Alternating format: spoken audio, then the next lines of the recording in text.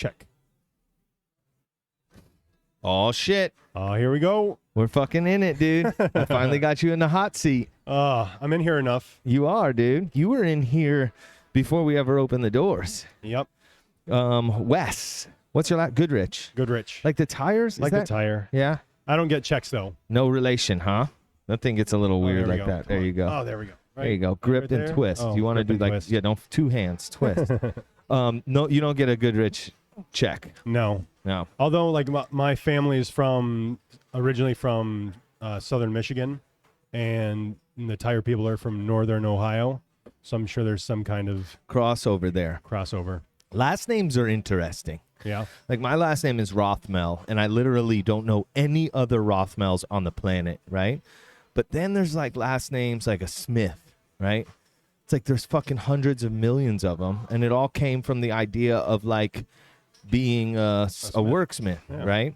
Like there's a last name Freeman, Morgan Freeman, right? Yes, Morgan Freeman. How much of that do you think is like comes from post-slavery? Free man, Yeah, I can see that. potentially. Yeah. You know, it's weird. Names are weird, man. Names But are you weird. think Smith is like blacksmith, goldsmith. Right. And that's definitely what it was, Yeah. right? Yeah. I don't, but nowadays, what's in a name? You can fucking change your name. You can lob your dick off. But even Smitty. I mean, Oh. there's like Smitty, Schmitty. I know some And Smitties. then they'll just make little different, changes to it to Yeah. make it unique. I think that might have been what happened with my last name because there's Rothermels, Okay. Rothermel or Rothman, but it's Roth. So it's like, yeah, I don't get a check either. I don't get any of that Rothschild money. Isn't Rothman, isn't that a cigarette brand overseas? You know better than I do. I don't know. I remember there was a kit you could build a motorcycle, and I want to say it said it was Rothman. That's right up my alley. Yeah. I got the little motorized bikes. I was looking at, there's this show we're watching right now. It's called Marrying Millions, and it's about people who don't have money marrying millionaires. And one of the guys' names is Hutchinson, David Hutchinson, and he's a multimillionaire. So I'm like, let's see who this guy is. I look him up, and his father's name was William Blake, which is my Yeah. name, William Blake. It was the Okay. poet as well. Yeah. I'm like, is his father the poet? So then I start looking up William Blake, and then I find I look up William Blake Hutchinson, and then there's another kid who lives in like Sarasota or something. His name's William Blake. I'm like, these fucking imposters, man. The fuck? Okay, speaking of Cheaters. names, who are you, and what do you do? My name is Wes Goodrich. I am an estate manager on Palm Beach, Florida. So I babysit rich people's houses and keep stuff up, kind of my skill set. Yeah, And which is, this is a perfect time to bring up your headlamp. We should leave it on. It's great. This is a perfect time to bring that up. When you talk about your skill sets, they are endless, boundless skill sets. I like having a lot of different skills because then I don't have to pay other people to do it. Yeah. And I don't consider myself cheap, but I consider myself thrifty. Thrifty. So instead of having to pay somebody to do my oil changes, I'd rather just do it myself. Then I know it's done right. Yeah. I know what's going into it. And then while you're doing your oil change, it's like, oh, I see some metal shavings, which is not good. And then what happens? Like, how deep does your skill sets go? You see metal shavings in your oil pan. Are you then going straight to the mechanic, or are you ripping the engine apart? I'll probably consult through 2, 3, 4 people that one's was a mechanic that turned into an engineer. One of them is a mechanic up in Cincinnati who's my friend's dad. I mean, I consider Guy a friend, but people will bring a 67 Ferrari to him and be like, Guy, it's making this noise, and they'll give it to him for a week, and he'll drive it home. He'll hit potholes, try and figure out what it is. No shit. And he's got this sick property up in Cincinnati now. He sold his portion of his business that he had built up to his partners, and then was like, I'm going to retire. And then he's not the retiring type. Yeah. So then he buys this sick little piece of property, and it's not the ghetto of Cincinnati, but No offense. it's up and coming. Yeah. It's turning. It's slowly turning. But it goes from like block to block. I've seen it. I've never gotten to actually see it in person, but the aerial view and then the descriptions of it, I'm like, Sick. hell yeah. But he's old school and he likes old school stuff. But then he was working on a 911 electric conversion. So they have a motor that'll bolt right up to your transmission. So it's like about as simple as you can get. What? To Which is- turn your Porsche into electric? Yeah. So you just take the motor. Like That's what you mean by 911, right? Yeah. Sorry, Porsche. in Porsche 911. No, I'm kind of Yeah. ignorant. So yeah, it's a really simple bolt-up system. I think you make a plate that fits the transmission, and then you have the spline on the gear on the on the motor, on the electric motor, and you can make, and then That you get sounds fucking sacrilegious, man. yeah, but electric has a flat torque curve, so Right. you have instant power. So we were talking about this the other day that the future supercars will be a hybrid because you'll have a 500 or 600 horsepower gasoline engine, and then you'll have a 100, 200, 300 horsepower electric motor coupled with it. So you can start out in electric until the turbo lag, until the engine gets up into its RPMs, and No And it's- shit. yeah, That it's seems sweet rather spot. brilliant. So you use the electric motor to get that fucking pew straight off the line like the Teslas do. yeah. Well, I mean, it's all a combination, Yeah. but Do these exist already? Are people already doing this? do you ever watch the Grand Tour? We were talking about. I don't think I've seen it though. Okay, so this is That's all right. You'll get it once you get it to a spot where you want it, and then do this. there we go. There we go. Wait, it was want like it closer to your it was mouth? touching my bottom whiskers, Oh, and so it was like what do they call that? The I don't French know. tickler. Is that what that is? I think so. I thought that was like some kind of attachment that you used, I think if you don't have the attachment, you Oh. can you can improvise. or if you were like bald eagle, you could have like, what do they call that in the movies? Landing strip? No, it's I'll think of it in a second. It's a not Prosthetic? a merkin. No. Anyway, I'll think. What it's, is it? It's so like when they're doing sex scenes, Yeah. it's just like a hair bikini, so it just kind of covered, so it, like you don't get the accidental. Wait, really? So it looks like hair. Yeah. Well, like so if like the girls nowadays are more Bald eagle. Yeah. Yeah. So if you're doing a 1970s movie Right. and you got nothing down there and you've been lasering it for the last 20 years, Right. You put on this then you put on prosthesis. yeah, It's like a So now that I said it, toupee. like if you're ever watching a movie and you hit pause, Yeah. like sometimes you're like, dude, I do that often. yeah. Yeah. No, I don't. I do. Hey, speaking of parts, I brought you a present from my wife. What? I This got a- is the first. I've met this. We're 44, 45 episodes really? in. This is the first gift. Thank you. Hey, Dude, speaking of your wife, she's a fucking badass. she is a badass. So you were nice enough to invite us to our neighbors and your good friend's little mini concert the other night, and she got on stage and fucking sang Rage Against the Machine like Yep. she'd been doing it her whole life. She's a badass. That was sick. All And right, she's let's a see what we have here. Oh, it's just a nice mug that's like, oh, hello. Cha-changs. Look, I want to be so careful with it. This is amazing. These are really popular of hers, right? Yeah. I think she sells a lot of these. She people like the boobs. This is so thoughtful. Thank you so much. So your wife is a pottery artist? Is that the I think she's just a potter. potter? So she does anything. This is amazing. She started out, I built her a little pottery studio in her backyard as a like an outlet for her, an artistic outlet. And so she would do these. I'll have to bring in or maybe bring some pictures. She had an octopus with all the tentacles, and then it would wrap around a bowl, and then like for like chips and salsa. Sick. So, or like one of them is just hanging. And in she our- just sculpts that out of clay. she hand makes it, and like every suction cup would be like she would make every suction cup, and Yeah, that's wild. which it's the hard part about pottery is that you can do all that work and there's an air bubble in it, and it just in the air kiln. bubble. In the So kiln. there's it'll moisture in that air explode. bubble, and it'll go, and it won't. It's not like a massive. I mean, that can happen, But it breaks. but it breaks, and then it might mess up other stuff next to it. If it's in the, usually it happens in the bisque phase, which is when you're doing the first firing. You know, that.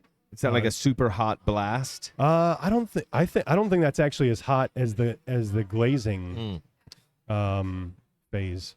That's fucking cool, dude. So, this is so thoughtful. So, hey. And Danielle literally pointed these out to me online the other All day right. and was like, "I want those."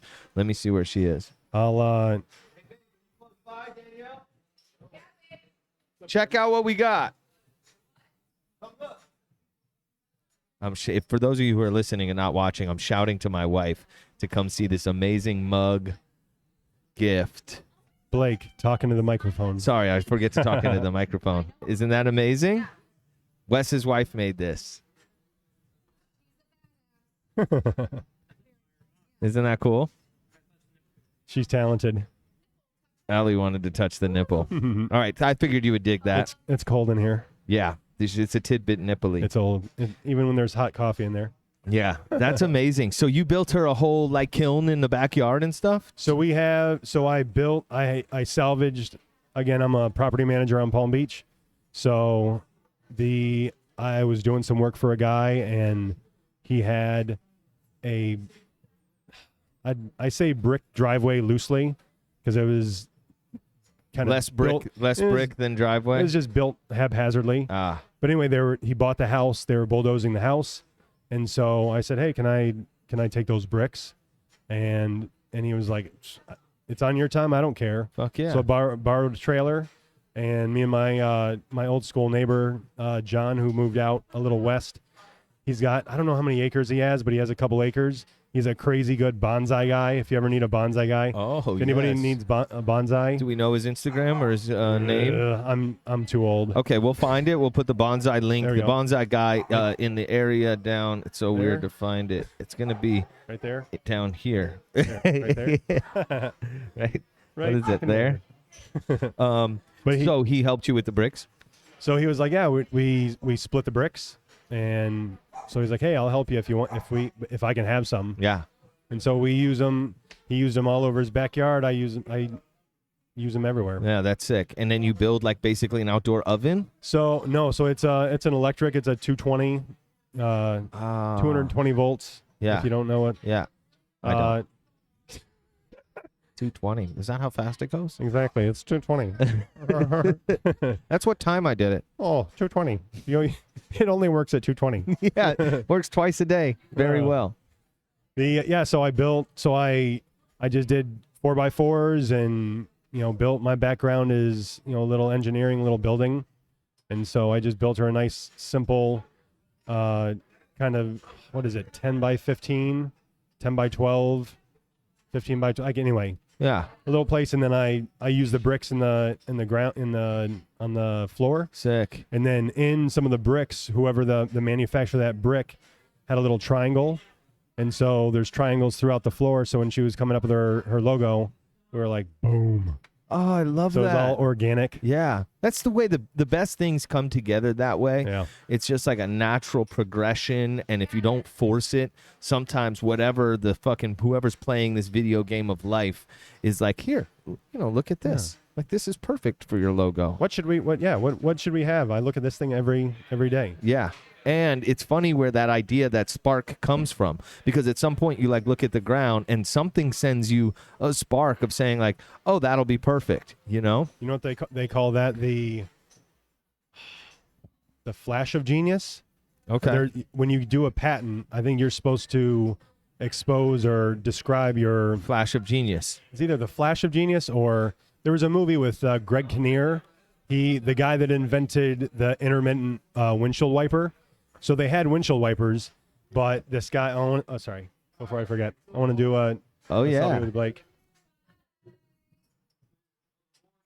Little selfie. I love it. I was going to do that earlier by myself, and then I was like, oh, I got to have Blake in it. Yeah. What? It's not a podcast. It's not a podcast selfie without me. So the guy that Greg Kinnear plays is, the windshield wipers already existed. Right. But they just go continuously. But his spark of genius, I think that it's whatever the name of the movie is. Yeah. If you look it up. Oh, okay. I think that's what it's called. Gotcha. But anyway, it's the genesis of your invention. Yes. So he on his honeymoon, I think, is opening a bottle of champagne, takes a cork to the eye, and then has either like partial blindness or sensitivity.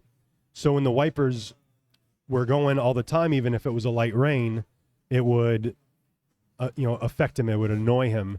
So he was like, dude, I want to come up with the intermittent wiper. So he's the one that came up with, like the timing. So you can have it slow, medium, large. God, and now that is, you don't know a vehicle that doesn't come with that in it. Well, now it's you put it in auto, and you've got a sensor up on behind your rear view mirror. Yeah, and then it's like, oh, there's rain. We notice rain on it, dude. The technology and the speed that the technology is increasing is fucking alarming. But it's so interesting, like these ideas, these spark of genius that people have. It just takes one instance, and it could change the fucking world. Yep. You know what I mean? Like whoever comes up with shit, like the guy who came up with the seatbelt. I don't know who that is. Shout out to him. So that might be Fisher, Body by Fisher. But you fucking might have invented the seatbelt. Changed the world and saves lives. I used to work for him up in Michigan at Come on. Yeah. I just randomly brought up seatbelt and the inventor of the seatbelt, and you work for him? He owned a ski resort in northern Michigan called Nubs Knob. Give a plug for Nubs Knob. Yeah, shout out Nubs Knob. Do they have to pay you for this? How does that work? Not yet. Okay. Not yet. More than 12 people have to watch. So where I'm from in northern Michigan, there's a place called Nubs Knob, and it's the best skiing in northern Michigan or the state of Michigan, I think. Their snowmaking production is stellar.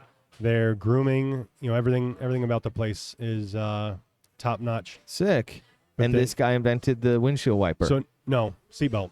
Seatbelt. I have no idea what I'm fucking talking about. I can't remember. The company is Body by Fisher. He was Mr. Fisher, and I thought that was the original, but like then they would do, I think it was Oldsmobile, on the sill it would say Body by Fisher, and they would do I don't know if it was embellishments or it was like a class, like a Lariat or like Roush. Is Roush? Well, he actually does build outs. Like he'll mechanically change, like he'll put a different engine in there and supercharge. Have you seen Ford versus Ferrari, the movie?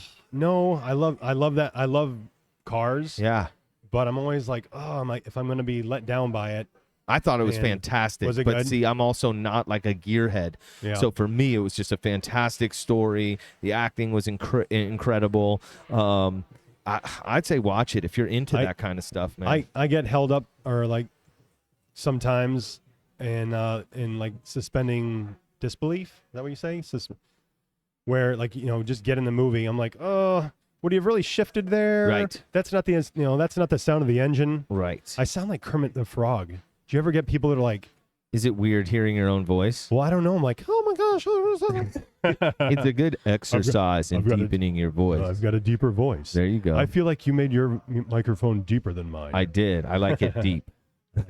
No, it's funny. I've been a rapper for a long time, and when you rap, when you record, you put on headphones, and what we're dealing with right now, that's called monitoring. We're monitoring our signal, and you can hear yourself. I got no snare in my headphones. I need more snare in my headphones. And it really helps you being able to hear your vocal over the instrumental. Or, they use it on stage, like you monitor through the monitors that are pointing at you or in-ears. And it's fucking weird at first because we're used to hearing our voice like through our bones and everything and not into our ears.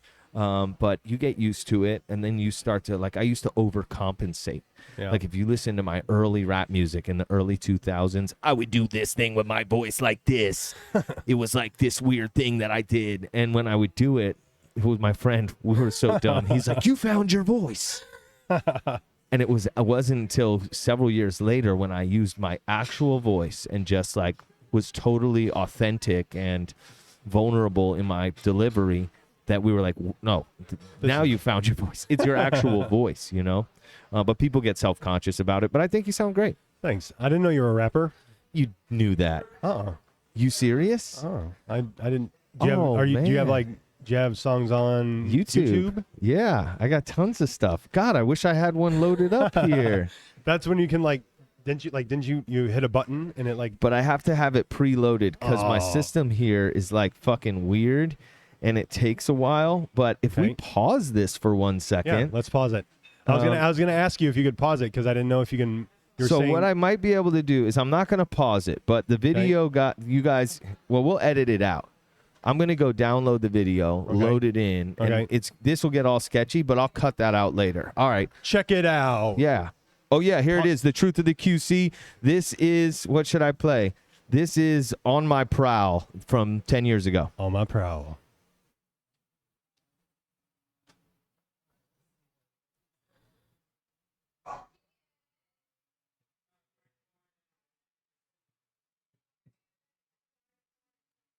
Sip and stay a while. Chicken sip and stay a while. Is this recording or no? Oh, it is. So can I just talk to you? Like, so my girls know alphabet aerobics. Do you know alphabet aerobics?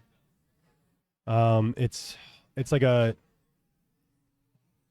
can't even think of the first lyrics right now. It's but they go through the alphabet, and if you ever want to watch a fun video, watch Harry Potter do alphabet aerobics.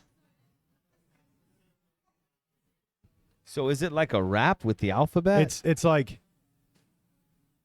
God, I can't remember the first. If I remembered the first parts, then it just started like flow into it.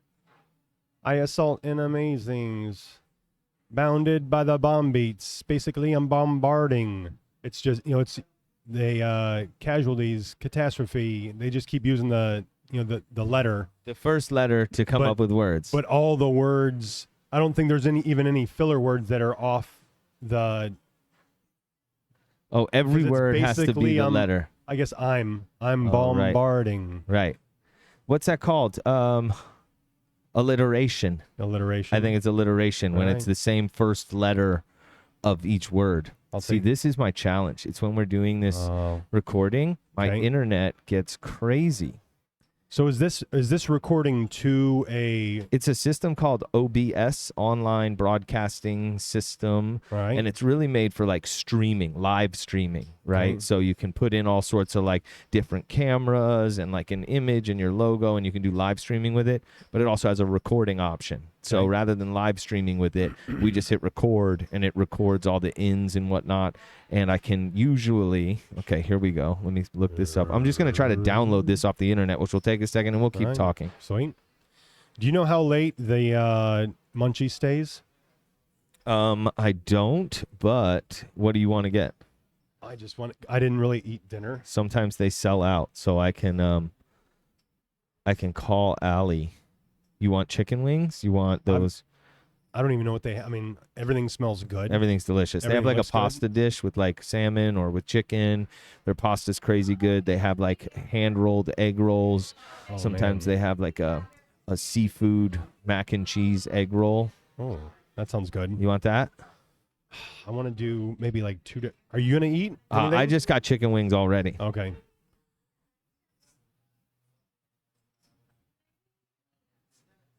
This I guess we need to find. Frustrating. Yeah. I need to I'm get sorry, here. dude. No, this is cool. I'd like to. We can see if we can make this work. Yeah. Work it. Work it, baby. Faster, stronger. Don't kill me. Can only make me stronger. Oh, you're going all the way. It's so fun. Like, I know, like, I would go to YouTube and then I would type it in. Right. Like you just did, what is // // but I think I'm trying to see if it'll take me directly to my YouTube channel. Okay. I don't know what my problem is here, why it gets so slow. I think it's processing. It's probably power. all that porn that you have on your. I mean, prom. They're prom photos. I couldn't. You read the word wrong. It says prom. I'm dyslexic. My wife is too. Those are some very nice prom outfits. That's a good prom picture, right? That's called a dick. It's like, don't talk like that. Gosh. I want my family to watch this. Penis. All right, let me see here. No, we're very like penis and vagina. Yeah. And so my wife is originally a science teacher. So it's not like a hoo-hoo and a ha-ha. I think that's unhealthy to call it other names than what it is. Yeah. You're supposed to call it what it actually is, especially when you're teaching kids. Well, but it freaks people out to hear a little kid say, "Oh." I guess they never say "ow, my vagina," but it'd be like, "Oh, Oh my gosh, look at that dog's vagina. It feels more weird to say vagina for a kid. It feels very like no. But Yeah. if they call it their hoo-ha, Yeah. and I think maybe that's why parents do it, because they're trying to like protect the children from the awkwardness, Yeah, I can see that. you know? Well, we had so you know that our dog just had 12 puppies. Yeah, that's And crazy. That's a so- big litter. So and they all lived. They're all super healthy. That's we fantastic. got flying colors rewards from our vet. Yeah. He said we did an excellent job. Pat ourselves on the back. But the girls going through that experience, they didn't see the process of the dog, the conception, but they saw everything else, and they see how her body changed, but it's crazy how It's a great fast, anatomy lesson for the kids. Yeah. But it's it's also, go ahead. It's amazing how, like, the day before she gave birth, on the looking down on her, like she looked like a goat. Like, a goat has that round belly. Yes. And so I was like, dude, we need to, Get these puppies out. we'll get her into the vet to see, because it's all like a crapshoot of how, the date. With humans, it's like, oh, it's going to be on this date, and it's pretty accurate. With this, it was, did she get, because she did the deed 3 different times, 3 different days. So you don't know if it actually took. So this wasn't an accidental pregnancy. No, she had, her boyfriend is like massive. So she's a good size.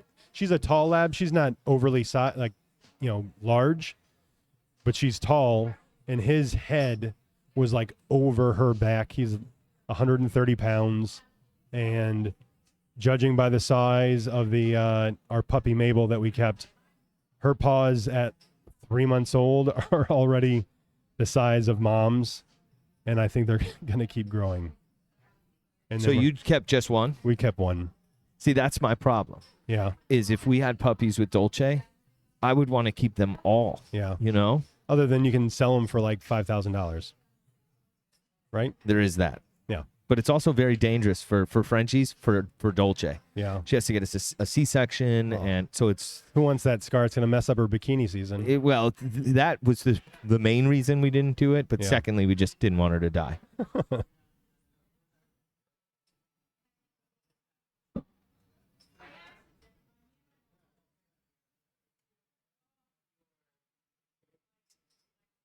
So I'm sorry to throw such a No, this is like a good exercise. yeah, and I haven't ever played the music on the podcast before, Right. so We're getting some firsts tonight. Hey, Ellie, what did you get?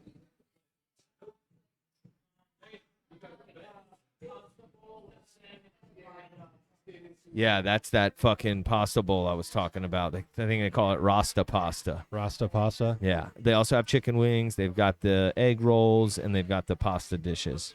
Okay.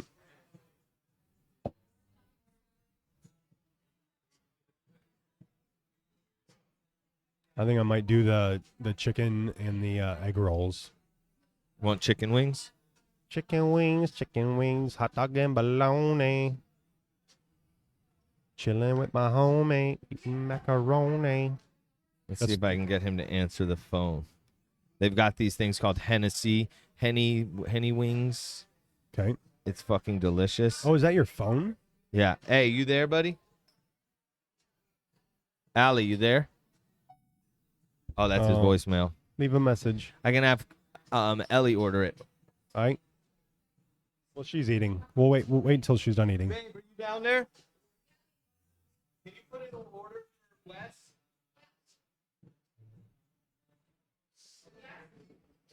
I would like chicken wings and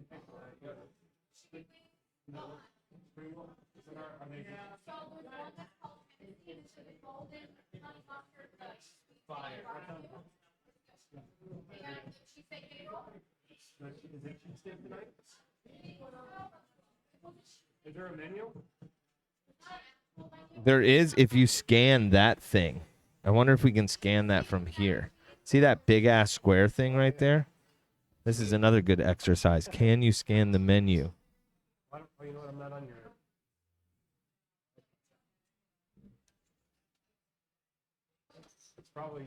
It's probably too far away to get the detail.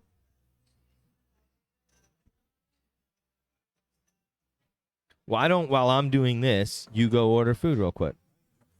This is downloading, so we might be in business here.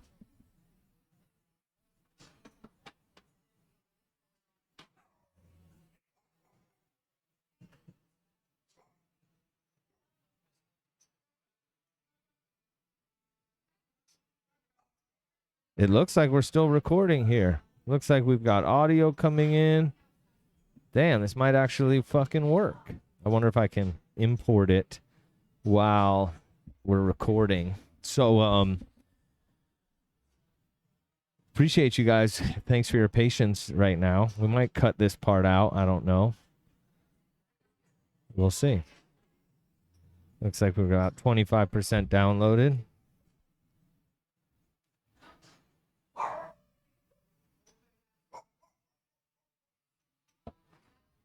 Good? Yep. All right, so if you can see this little green,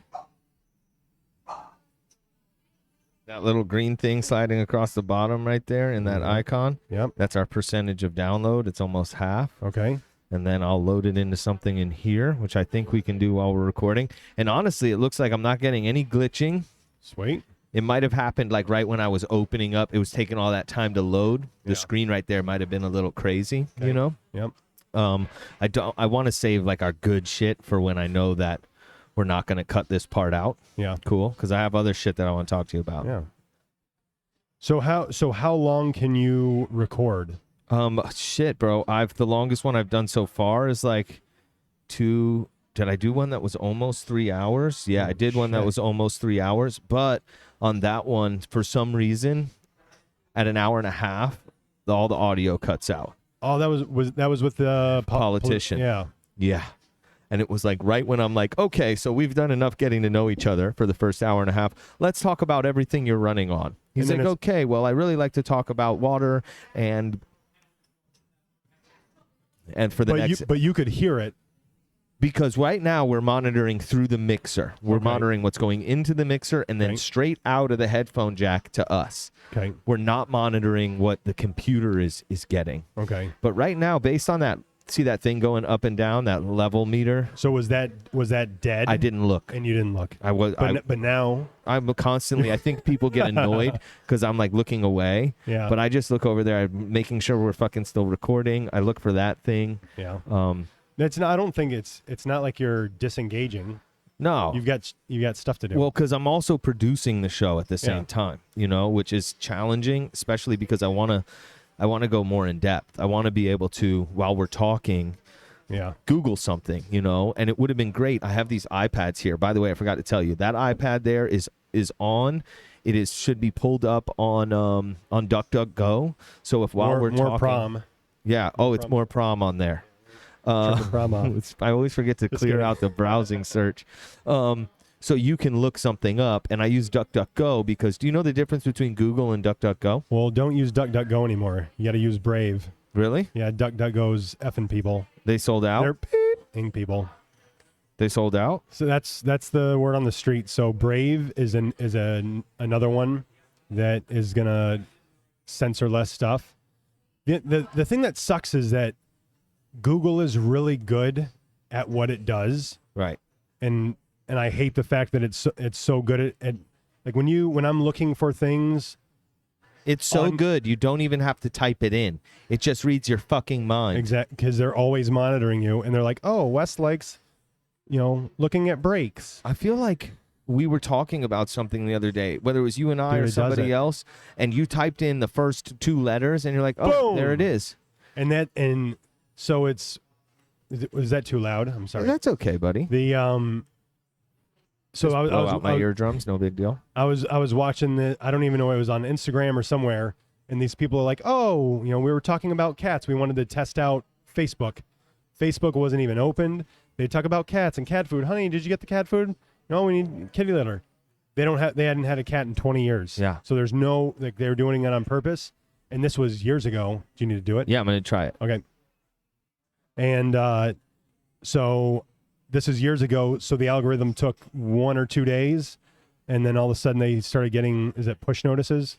Again, I'm dating myself. I'm an old man. By my receding hairline, you can see I'm a little bit older. So this will pull up the video, and it'll be playing as right on recording? screen. All right. Right on screen. So Just the way it looks, like that's how it would look? Yeah, I think so. So the problem I have is trying to stream something from the internet to in here is when I get all the glitching. But if I have the file loaded onto the computer and then I have OBS play it, like right now I'm picking the source file. All right.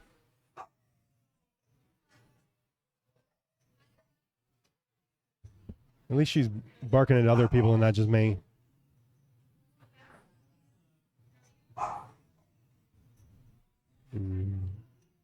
Check, check, 1, 2, 1, 2, check, check. I'll be like Joe Biden. Who the hell do you think you are? Telling me I couldn't make it this far. Southern's had a music addict. Yeah, to the QC. I'm the truth. You should Charlotte, North Carolina. I got y'all. make mama proud. I do it 'cause they say I That's 10 years ago. Oh my gosh.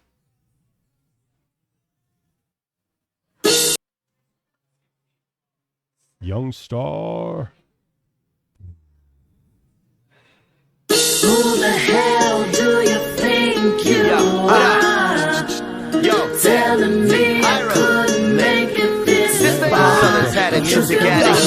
Yeah, to the QC. I'm the truth. You should Charlotte, North Carolina. I got y'all. make mama proud. I do it 'cause they say I couldn't. Now I'm doing things, big things, all the things that people said I wouldn't. Putting words together with something I was always good at, and always had a tendency to fall in for them hood rats. Looking back, it's been a real life, but I beat my name in the face of the game with a steel pipe. Let's put this nail into this coffin just to seal it tight. If you hear the bark, guarantee you feel the bite. Too often the people make opinions about me before they get to know me. I ever hear a word from about me? You heard it loudly, my personality bursting out of me. Kick a verse and bounce it around in your anatomy. Sad to be said, they be glad to see me dead with a bullet in my head, so I'm killing them instead. Could've asked and could've begged, could've bled till I was red. I just reached out for my balls, grabbed them when I said, Who the hell do you think you are?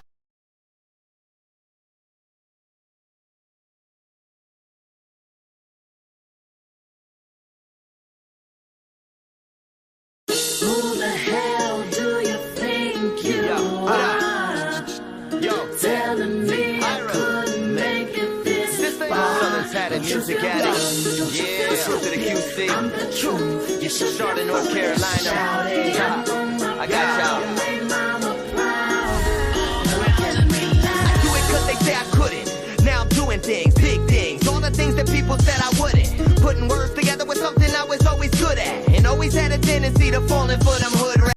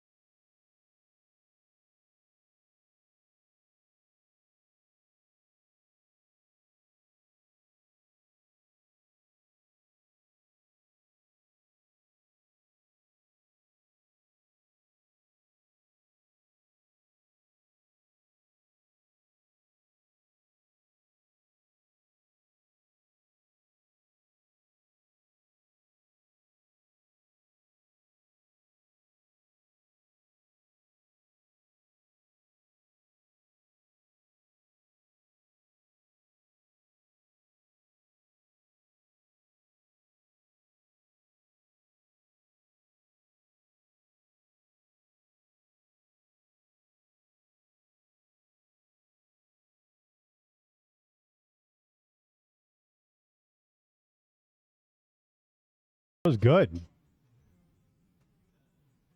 Thanks, I dude. like that flow. Thank you. That fast part, that's challenging. So when you're ready for me to go fully in, you get to play and the kid will begin. No call it repetitive because I can hit it again and again and again and again. But it's cool. Let's roll with that. Yeah, man. That is one of the biggest passions in my life was turning a thought into a thing, Okay. you know. And I talked about channeling those ideas before, and when I write lyrics, and other people have said this, like Jay-Z's line is, you know, to write his best songs, he just cracks the door open and lets God in. And there's this weird thing that happens, like that song specifically, like it was done in 30 minutes, Okay. right? I don't write on paper. Like basically I turn on the instrumental, you know, I found that instrumental and it already had the chorus in it with that girl. And she says, I'm the truth. Who the hell do you think? And it's like, oh, this is perfect, you know? So then I just start pacing around God. the room. I'm God, telling just you, sends it to you. Yeah. And I used to surf through thousands of beats, and you just find the one that speaks to you. And in that instance, I found that. And then my friend was there, shout out Pete. And I just start pacing around the room. And I start with like, I can't remember what the first line is. Anyway, I start with the first line, Yeah. and I'm like, all right, that's cool. All right, start it over. Then we restart the beat. It plays again, and then I wrap that first line that I came up with, and I allow whatever to just spill out as the second line. Okay. And I'm like, oh, okay, yeah, there's something to that. Repeat it. And I just, every time I start it from the beginning, and I build line by line the verse, right? Okay. Do you have an idea that you want to blossom? No, Like, it's really interesting. It's very rare that I sit down and like outline or try to figure out like, I just try to build off each line, and it's like, I do it because they say I couldn't. Now I'm doing things, big things, all the things that people said I wouldn't. And then I'm like, all right, that's cool. And then the next line that came out was just like putting words together with something I was always good at. And then I'm like, my brain's going, and I'm like, good at hood rats. Oh, he always had a thing for them hood rats or whatever. It's just like it feels like it's being sent to you Yeah. from somewhere else, and your antenna is like perfectly aligned to capture it. And my friend who was there, Pete, when I did it, he's like, I've never seen anything like that. was he the guy in the video? No. Those were, I wrote that song in probably 2009. Okay. Maybe early 2010, or created that song and then had it tucked away until I started really putting out material with my friend Chris Young. Chris and I started Young Star Entertainment. Exactly. And he started kind of funding, he started funding my growth and our growth, and he started paying for studio time and to get music videos made and whatnot. What is that beat? Like, what do you pay for that beat? So we get it from a website called what is it called? Sound. It's not SoundClick. There's this other thing, and it's like a place where producers post their instrumentals, and you can buy them in different ways. You can use it for free, and it's got the audio tag in it. You know, like beatstars.com is in the beat, and you can use it for free with their tag in it. Okay. Or you can lease it, and you can pay like $20 depending on the producer. And then they'll take the audio tags out. You have the rights to use the beat, but you don't have exclusive rights to it. Other people can lease it as well, Okay. right? And then you can also purchase exclusive rights. And depending on the producer, that could be $150, $200, or $50,000, right? What Drake pays for beats, you know? He does that? He doesn't make his own beats? No, I don't know that he doesn't make his own beats. A lot of times it's circumstantial, right? Yeah. So sometimes somebody will present him with a song, or present an artist with a song. A songwriter has laid down the vocals over an instrumental, and then they present it to a national act, and the national act says, okay, I love it. Me and my team, we're going to convert it to our own. Yeah. And that's how a lot of country music is made. That sounds like a Hugh Grant movie. Really? That was, I can't remember the name of the movie. It's him and Drew Barrymore, Okay. and she's a writer, and so he's either playing something on the piano, and she starts saying words to it, and he's like, "Oh, I like that," Yeah. and so then they collaborate. And then do they sell the song? It's for like a Shakira. They like you said, they I can't remember if they heard a song of his and then they wanted him to produce the song. Produce, Is that yeah. There's a couple different meanings of produce. Produce, you can be a producer. The new term producer means you made the instrumental. Okay. It used to be back in the day, a producer was the person who kind of put all the pieces together. They hired somebody to make the instrumental. Move that however you want. I put it on you because I was worried you'd be hot. My lips were like getting a little Dry. Yeah. Okay. It's fine. So the producer would like hire the rapper, they would hire the band, and they would like produce it, right? Yeah. Same way in like a movie, Yep. a movie producer. But now people call the producer like the guy who made the beat. All right. You know? So it sounds like what they were doing is that there was a producer and a songwriter, singer-songwriter, and then they sell that to somebody. Well, he is originally from like a pop band. I think it was like a 2-guy pop band back in the 80s, and so he has some kind of street cred Right. from that. And anyway, it's a funny movie. Yeah? I I got to check it out. We'll have to, again, if you had your own producer, be like, hey, Yeah, look pull that movie pull up. that shit up, Jamie. For anybody who watches Joe Rogan, Jamie is the producer, and he's the probably the best in the biz. I think that's Denver. I think works for Steve Bannon. He's always like, oh, yeah. Denver's got it. Yeah, it's crazy because it's like, you know, some of the biggest the shows that are reaching the most people are very few people working there. Yeah. Like Joe Rogan, it's just like Joe and Jamie, and then the guy who does his booking, you know, and Jamie, they call him the one-hand Googler because he's switching the cameras between Joe and the guest, Okay. and then the 2x, which I have They to do that on the fly. I believe so. I believe they're doing something very similar to what we're doing, and it's for time constraints because it's very hard to go back and then edit that Yeah. together. That makes you know, sense. I mean, I guess somebody who's very good at it could do it quickly, be watching it, and just delete a camera section so that it cuts back and forth. No, but it's like a symphony. Like that's the talent. Yes, That's Jamie's talent. that's exactly right. Sorry, go ahead. No, please. Who is it? Tim Cast? Yeah, Tim Cast. That's Tim. Cast. Tim. Shit. What's Tim's last name? God, that's a great podcast. I love that. He is. He's like Rogan. He just they don't pull punches. No. All the political stuff that's going on. Yeah. It's like they delve into it. And it's like, no, that's bullshit. Yeah, They're he's lying. been a guest several times on Rogan. Okay. Shit, let me look up his Look name. him up. Because we got to give credit where credit is due. Yeah, I like that guy. It's smart. And then, but they've been 911. What do they call that? Swatted. Swatted? Like a couple times.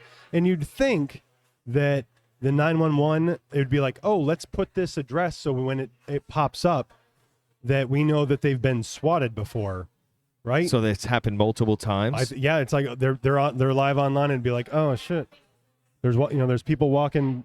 I see cop feet outside the window. You're like, what's going on? Do you know people have been killed that way? Yeah. The Well, I kids shouldn't say I don't. But you imagine so. yeah. You could imagine so. Yeah. Kids playing video games. So like they fucking dox somebody, put their fucking address out, and then they get swatted. And at one time or another, shots were fired, and the person who got swatted got fucking killed. Yeah. You know, fucking people are sick. So his name is Tim Pool. Tim Pool. Like a swimming pool. Tim Pool. Check out Timcast. That's an incredible podcast. They really dive deep into what some would call controversial theories, but I call like being willing to look at the facts and the truth, you know? The truth QC. Yeah, the truth of the QC. I'm telling you, there's something to it. I think we're in a very strange time where the information that is being shared with us is not the truth. And people have put so much faith into the institutions that share the information that they don't even question whether it's reality or not. No. You know? Like CNN. Exactly like CNN. I used to the trusted name in news or whatever their slogan is. Oh, right. But then you start to see when you have other outlets like Rogan or Timcast, Yeah. where it's like, I don't know about that. And there was a guy the other day, I think Chris Christie, which I don't like the guy that much, but he called a guy out on the show. He's like, no, like this. And the guy kept trying to, weasel his way out, but he was being Called out on his bullshit. Yeah. Yeah. So, I mean, I think it's the benefit of having conversations like this and like what Joe's doing and what Tim is doing is like they have like a 3-hour long conversation where you can ask the tough questions. And a lot of times you hear Joe be like, oh, actually, I wasn't aware of that. Yeah. Or I didn't think of it that way. Or actually, that was not the fact that I heard. I'm glad we've clarified that. Jamie, look that up. Yeah, pull that shit up, Jamie. But then again, so now we've got the truth police. This is terrifying to me, man. I think it's going to open up people's eyes more than anything. Is it though? I think so. The videos of this woman, and you think, oh, she has to be, an impartial judge of things, and she's not. She's very, very far, to me, leaning left, and the only thing that I think is going to get censored is going to be the right side. There you go. Sorry about that. No, Danielle. that's all right. You just start I Danielle. Come on, damn it, Danielle. Damn it, Danielle. So the problem is that when we have a government agency monitoring what's true and what's false, a lot of times things that get labeled as false or disinformation end up being the case, like the lab leak theory. Or the Hunter Biden laptop, which the new minister, I can't remember her name, Genovich. The lady who's going to run this? Yeah. I have it. I might be able to find it here, but please continue. She, back in the day, was like, this is just Russian disinformation. And then it comes out later. It's like, all right, well, are you gonna censor yourself? Are you gonna apologize? That's the thing that drives me nuts, is that these people that said the 51 intel officers have categorically said that this is Russian disinformation, and then it comes out the truth comes out. In my house with my girls, you've got to say sorry, right? And you've got to atone for your deeds. It's the best way to build and keep credibility. They have zero, and that's the thing. Like Joe Rogan was calling out Sanjay Gupta, and I like how he said, "No, your company said that I was taking horse dewormer." Yeah. He goes, "I'm rich enough to buy human medicine, mother effer." He did say mother effer. Yeah, he's like, because he's frustrated. But so this is what drives me nuts, though, is so Sanjay's like, yeah, they shouldn't have said that. They shouldn't have said that.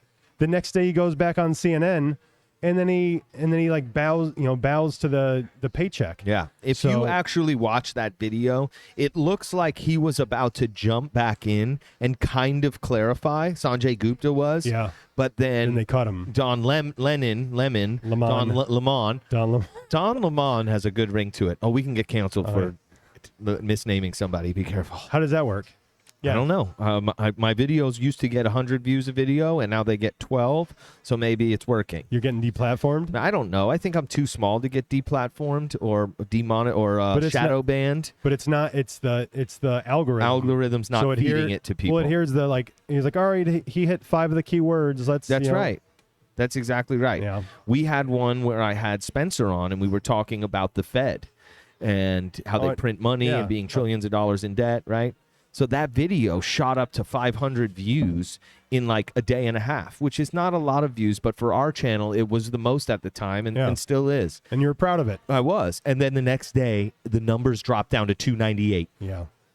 And there was a discrepancy because the number under the video said 298. But if I went into my insights, it still showed 500 views. Really? So it was like, clearly there's something off here. So then the insights then changed to match the number below the video.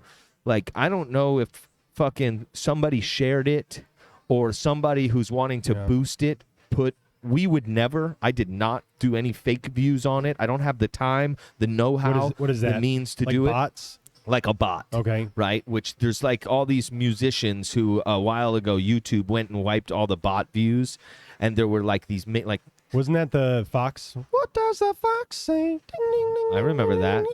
That was somebody said that they were using bots to get because that was like the most viewed video ever. It was highly viral. So it's like it also did go viral. But did they really have that many views? I don't know. But like Justin Bieber, I mean major artists all got their view counts cut in like half. Yeah. So it's used commonly. So on Twitter now, a lot of people on the left, their numbers are plummeting while people on the right are coming up. And the explanation for that, or one of them is, oh well, conservatives are now coming back to Twitter because Right. they don't think they're going to be censored. Right. But that doesn't show why the other guy, like AOC, lost 32,000 people in a day. Really? Yeah, there's just because the theory is that they're starting to clean it up and get rid of the bots so that When Elon shows comes up? in and fucking audits, he's Yeah. like, that's what drives me nuts is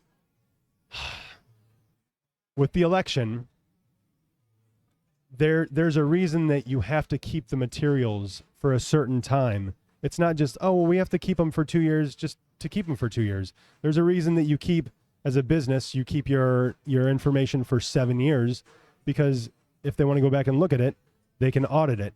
Right. And that's the same thing with elections is there's a reason that they keep the stuff. And it's like, no, don't look here. Don't look here. Didn't Have you- all that shit get exploded in that building in Nashville or something? That was the communication. That's where the information was maybe transferred overseas. That was a weird Yeah, circumstance. and look, did you notice how the FBI caught him in like one day? Oh yeah. Oh, wow, we have videos they of have his all van this and- information Yes. about him being into Yeah. right-wing conspiracy Yeah, of theories, course. and he was QAnon. He's QAnon. Of course. Have you ever seen like side-by-side headshots of all of these fucking mass shooters and shit? They all look like they've been on some crazy-ass psychotic medication Yeah. and being told that the fucking the government is backing them in this plot, and I then can all see this, that. I swear all of them seem like patsies. So Timothy McVeigh had said multiple times that the CIA or that he was being, I don't know if they were using a drug on him or Yeah. he had implanted something. Yeah. And then the other theory is that a CIA satellite was over the Oklahoma City, that building, that federal building, Yeah. when it that went was off. fucking tragic. But I remember being a kid that and crazy? seeing that, man. Seeing the side that you don't really comprehend it. I watched the documentary about dude, that it. was a big ass bomb. Holy fuck. It was like a moving truck full Yeah. with Ammonium fertilizer. nitrate and yeah. Well, that's what happened in Beirut or whatever in 2020. Do you remember that?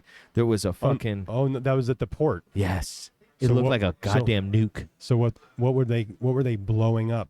What gets transferred in the underground tunnels from that port? Yeah.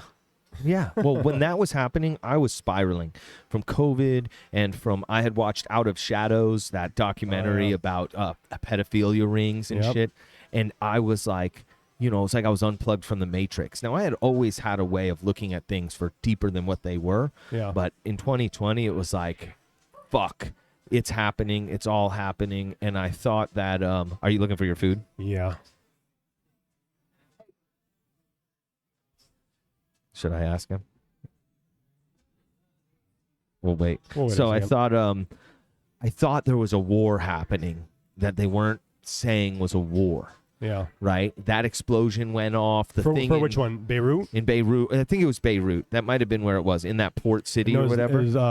was it? Yeah, Lebanon. I can Beirut. find it. And then the thing that happened in Tennessee Yeah. or whatever, what we're talking about, to me, it just seemed like a fucking Well, that was Christmas silent Day. war. Yeah. Yeah. And then the virus, I'm like, we're Yeah. in the middle of a war and they're just not calling it a war. Well, it's an information war. So right now, we're in an information war. The left is putting out their trusted news that we've been programmed through our televisions to listen and say, "Oh, well, Anderson Cooper, he'd never lie to me." He's a trusted source and look at all. Have you seen the videos where it's like it shows a WPTV from West Palm Beach or one from Austin or one from Michigan, 200 of them. but they're all saying the same script. Yeah. And this is a what is it? This is a Something attack on our on democracy. our democracy, and it's the same. So you're telling me every single news station? Yeah. It's like, oh well, that's like the national stuff. We have to do that. No. Well, that's propaganda. Propaganda. Now it's state-fed information. And there was a guy the other day that said the quiet part out loud, where he's like, how are we going to control the content? And then the girl goes, "No, that's our job." Yeah. Well, no, they say it multiple times. This guy that was Mika.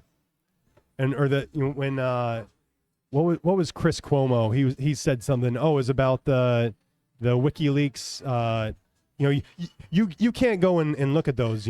That's our job. Right. We'll tell you what they say. Right. But when you've got Podesta and all those guys talking about $65,000, flying hot dogs in from Chicago. Did you ever get into that? Yeah, that was in the fucking Out of Shadows documentary. So Pizzagate. Pizzagate, which, if you talk to some of my friends who are on the left, Yeah. they call that fucking total conspiracy theory, right-wing conspiracy theory.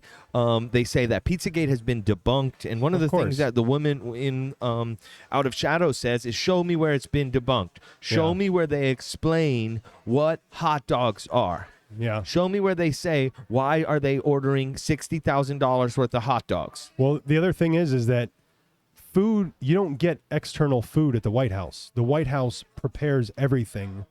You don't bring in exterior food. Right. I don't know how it worked with like the McDonald's. Like I don't know if they put it through X-ray machines. Right, because Trump ate a lot of McDonald's. Oh yeah. That was his favorite. And he beat COVID in like 3 days. Yeah. Anyway. But he had the good shit. He got the good shit. He got all the shit that they were finally giving us, monoclonal antibodies and shit. And then they said, no more, Florida. Yep. You can't give that to people anymore. Yeah. Oh, you're bad mouthing us. You're not going along with the narrative. So. Yeah. It's a weird time where information is being fed to us, but it has been for 50 years. Nobody realized it. I'm reading a book right now called Free the Press, and it's about it's about the death of journalism in America. And the sad part is I'm 15 pages in. I haven't read a book in 10 years. I'm trying to push my boundaries a bit here. And the problem is the way this guy writes the book is he's basically blaming it on the right, on conservatives, on Republicans. He's talking about Republican policy and all this stuff that put the power into the advertiser or something like that. And it's like, you can't tell me that the left wing and the Democrats are not also, like, CNN is fucking, it's propaganda. Well, you have this is what I was getting at before, is that you have CNN, MSNBC, NBC, CBS, ABC, NPR, or not NPR, but PBS. Yeah. That all give you the same exact homogenous message. And then you have one, well, I guess Fox News is the main. Then you have OAN, Newsmax, Breitbart. Like you have other, but those aren't on the television. They haven't been on the television for the last 50, 60, 70 years, gaining your trust. And it's called the Mockingbird media. So like I was saying, where they're all saying the exact same message. Yep. Exactly. And that's the Mockingbird, they're just repeating the same message. I went to broadcasting school, and one of the things that you learn in broadcasting school is that's where the voice comes from, baby. Tune in now. www.blakeisabadass.com. Did you go to Connecticut? I actually went to the other CCCSB, the Carolina School of Broadcasting. I used to do radio commercials for like strip clubs and shit. Did you get your grind on? Oh, yeah, coming live to the center stage. It's Chastity.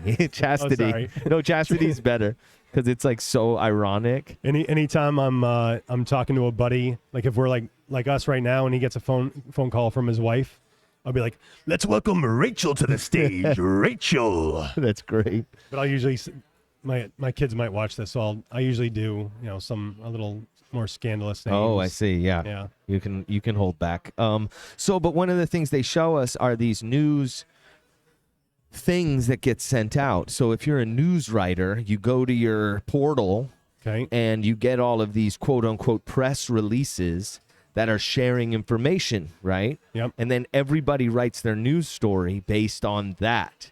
Yeah. So it's not a secret. No. They're getting this information sent to them. From one source. Correct.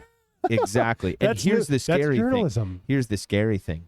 All of the people who run those corporations, even though they seem so opposite, they sit at the same tables. Yep. They sit at the same tables. Well, Bilderberg, right? The group of 100 and something industry leaders, they work together. Yep.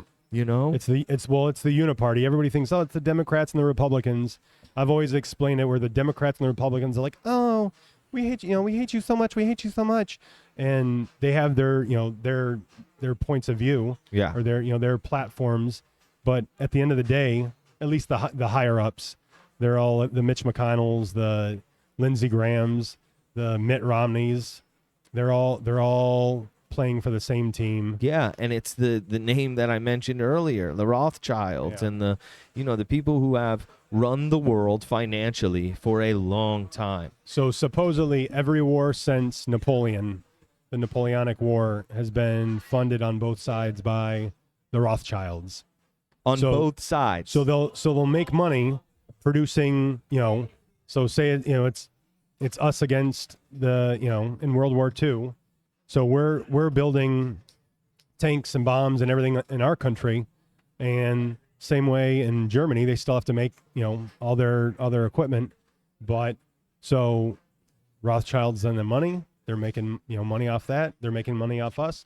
And then whoever ends up winning is, they end up, I don't want to say it's a payout, but then the rebuild. So like in Japan, we drop a nuke on Japan and then we spend millions of dollars rebuilding it. Well, that money comes from somewhere. Yep. Well, like you said, I don't want to say the reserve, but Yeah. that's not owned. It's a private business. Yeah. So It's, anyway, it's scary that a small group of people pull the strings. And again, if you say this, it is considered conspiracy theory, but it's Yeah. not really. I don't think it's a secret anymore. well, the one of the Rothschilds back in the day said, "I don't care which puppet sits on the throne. I'm where the real power comes from." It's so true, and they know it. I mean, this is long money, But going back to where we were talking about the internet police, Yeah. I have a thing here. Trying to find the source. I don't see the source. Biden administration's disinformation board. Biden, just days after Elon Musk reached an agreement to purchase the social media giant Twitter, the Biden administration announced a new program to combat online misinformation and disinformation. The woman's name is Nina Jankowicz. Jankowicz. And she has a song, right? Doesn't she Yeah. do a song like a Mary Poppins? Somebody called her Scary Poppins because it's just scary. Oh, It's like it's an attack against free speech, and it's I've been talking about it a lot on this podcast. It seems like it's to protect us, like to keep us safe Yeah. from scary misinformation. yes, we not be able. This is the thing that drives us nuts. If somebody's watching this or listening to us and they don't like what we're saying, they can just hit stop. Right, They can go to something else. right. Nobody's forcing them to do anything. That's right. But you And- know what? There's a thing that the human mind does. Thinks? Well, sometimes. Sometimes. Or you see something you don't like and you disagree with, and you don't turn it off. Yeah. You stay glued to it, and then you get angry at it. And then you show all your friends, look how fucking stupid these fuckers are, And it's Yeah. like you're giving it life, But at the same time, you need the free speech to be able to have that conversation. That's the thing. If you're saying something that I don't agree with, I can disagree with it all that I want, but Yes. you still have that right. And if all of a sudden you can't say certain things, and they're trying to spin it, they're trying to, oh no, this isn't what we're doing, but you're trying to limit free speech, which our founders, that was their number one priority. And then the second priority was having guns so that to protect it. who said that? Chappelle's like, why it's number two?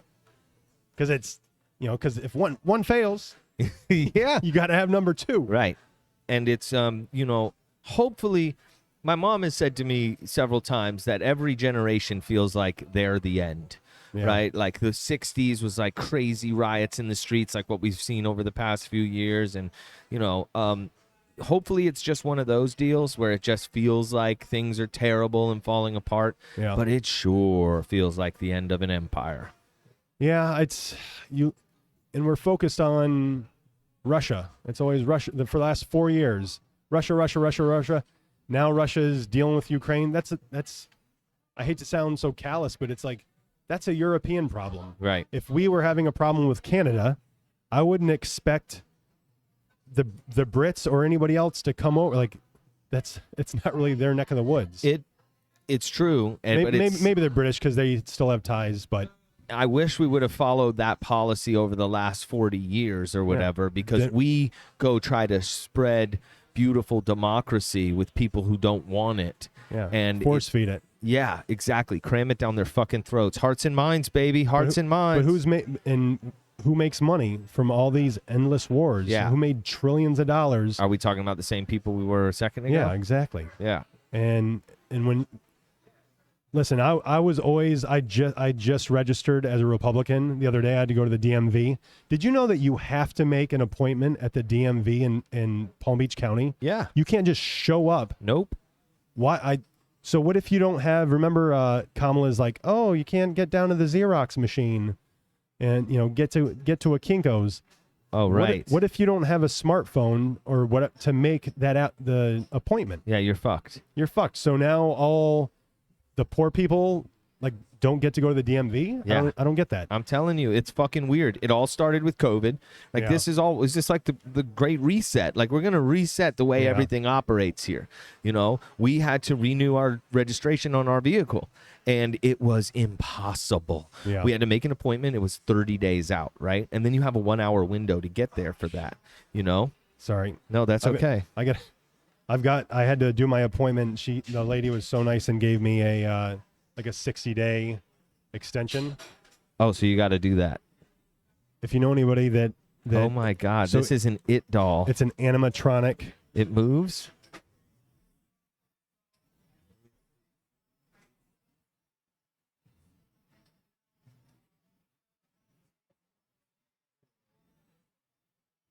That's an animatronic It doll. So it moves? So he's only like a half.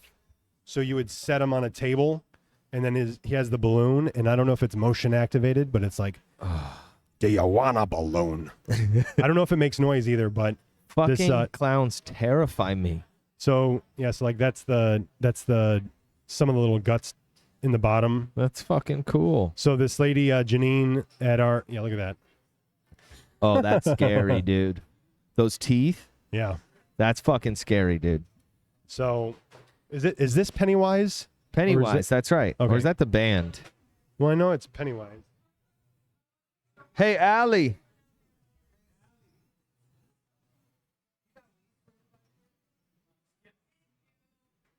He's got him coming. Shout out Mellow Munchies food truck. It's fucking fire. I haven't had it yet. This is my. Well, really? I'm a virgin. Oh, it's so fucking good, dude. They're fucking talented people. Yeah. Pennywise.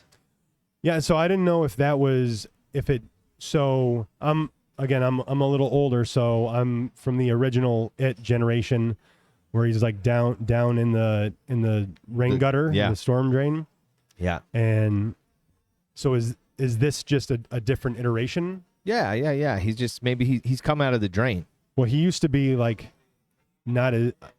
he was scary, and then when his teeth, he had those crazy sharp teeth. Yeah. But yeah. Why do they paint clowns out to be so scary? Why do we have to be afraid of? How about that thing that was happening where clowns were terrorizing people all over the country? I think it's just it's a little like a Reddit thread. Well, it's somebody does something. It's like haha, a little prank, and then but people talk about people getting shot, when the swatting. Yeah. People were just standing on the side of a highway holding a balloon or a chainsaw, and I want to say a couple of them ended up getting shot.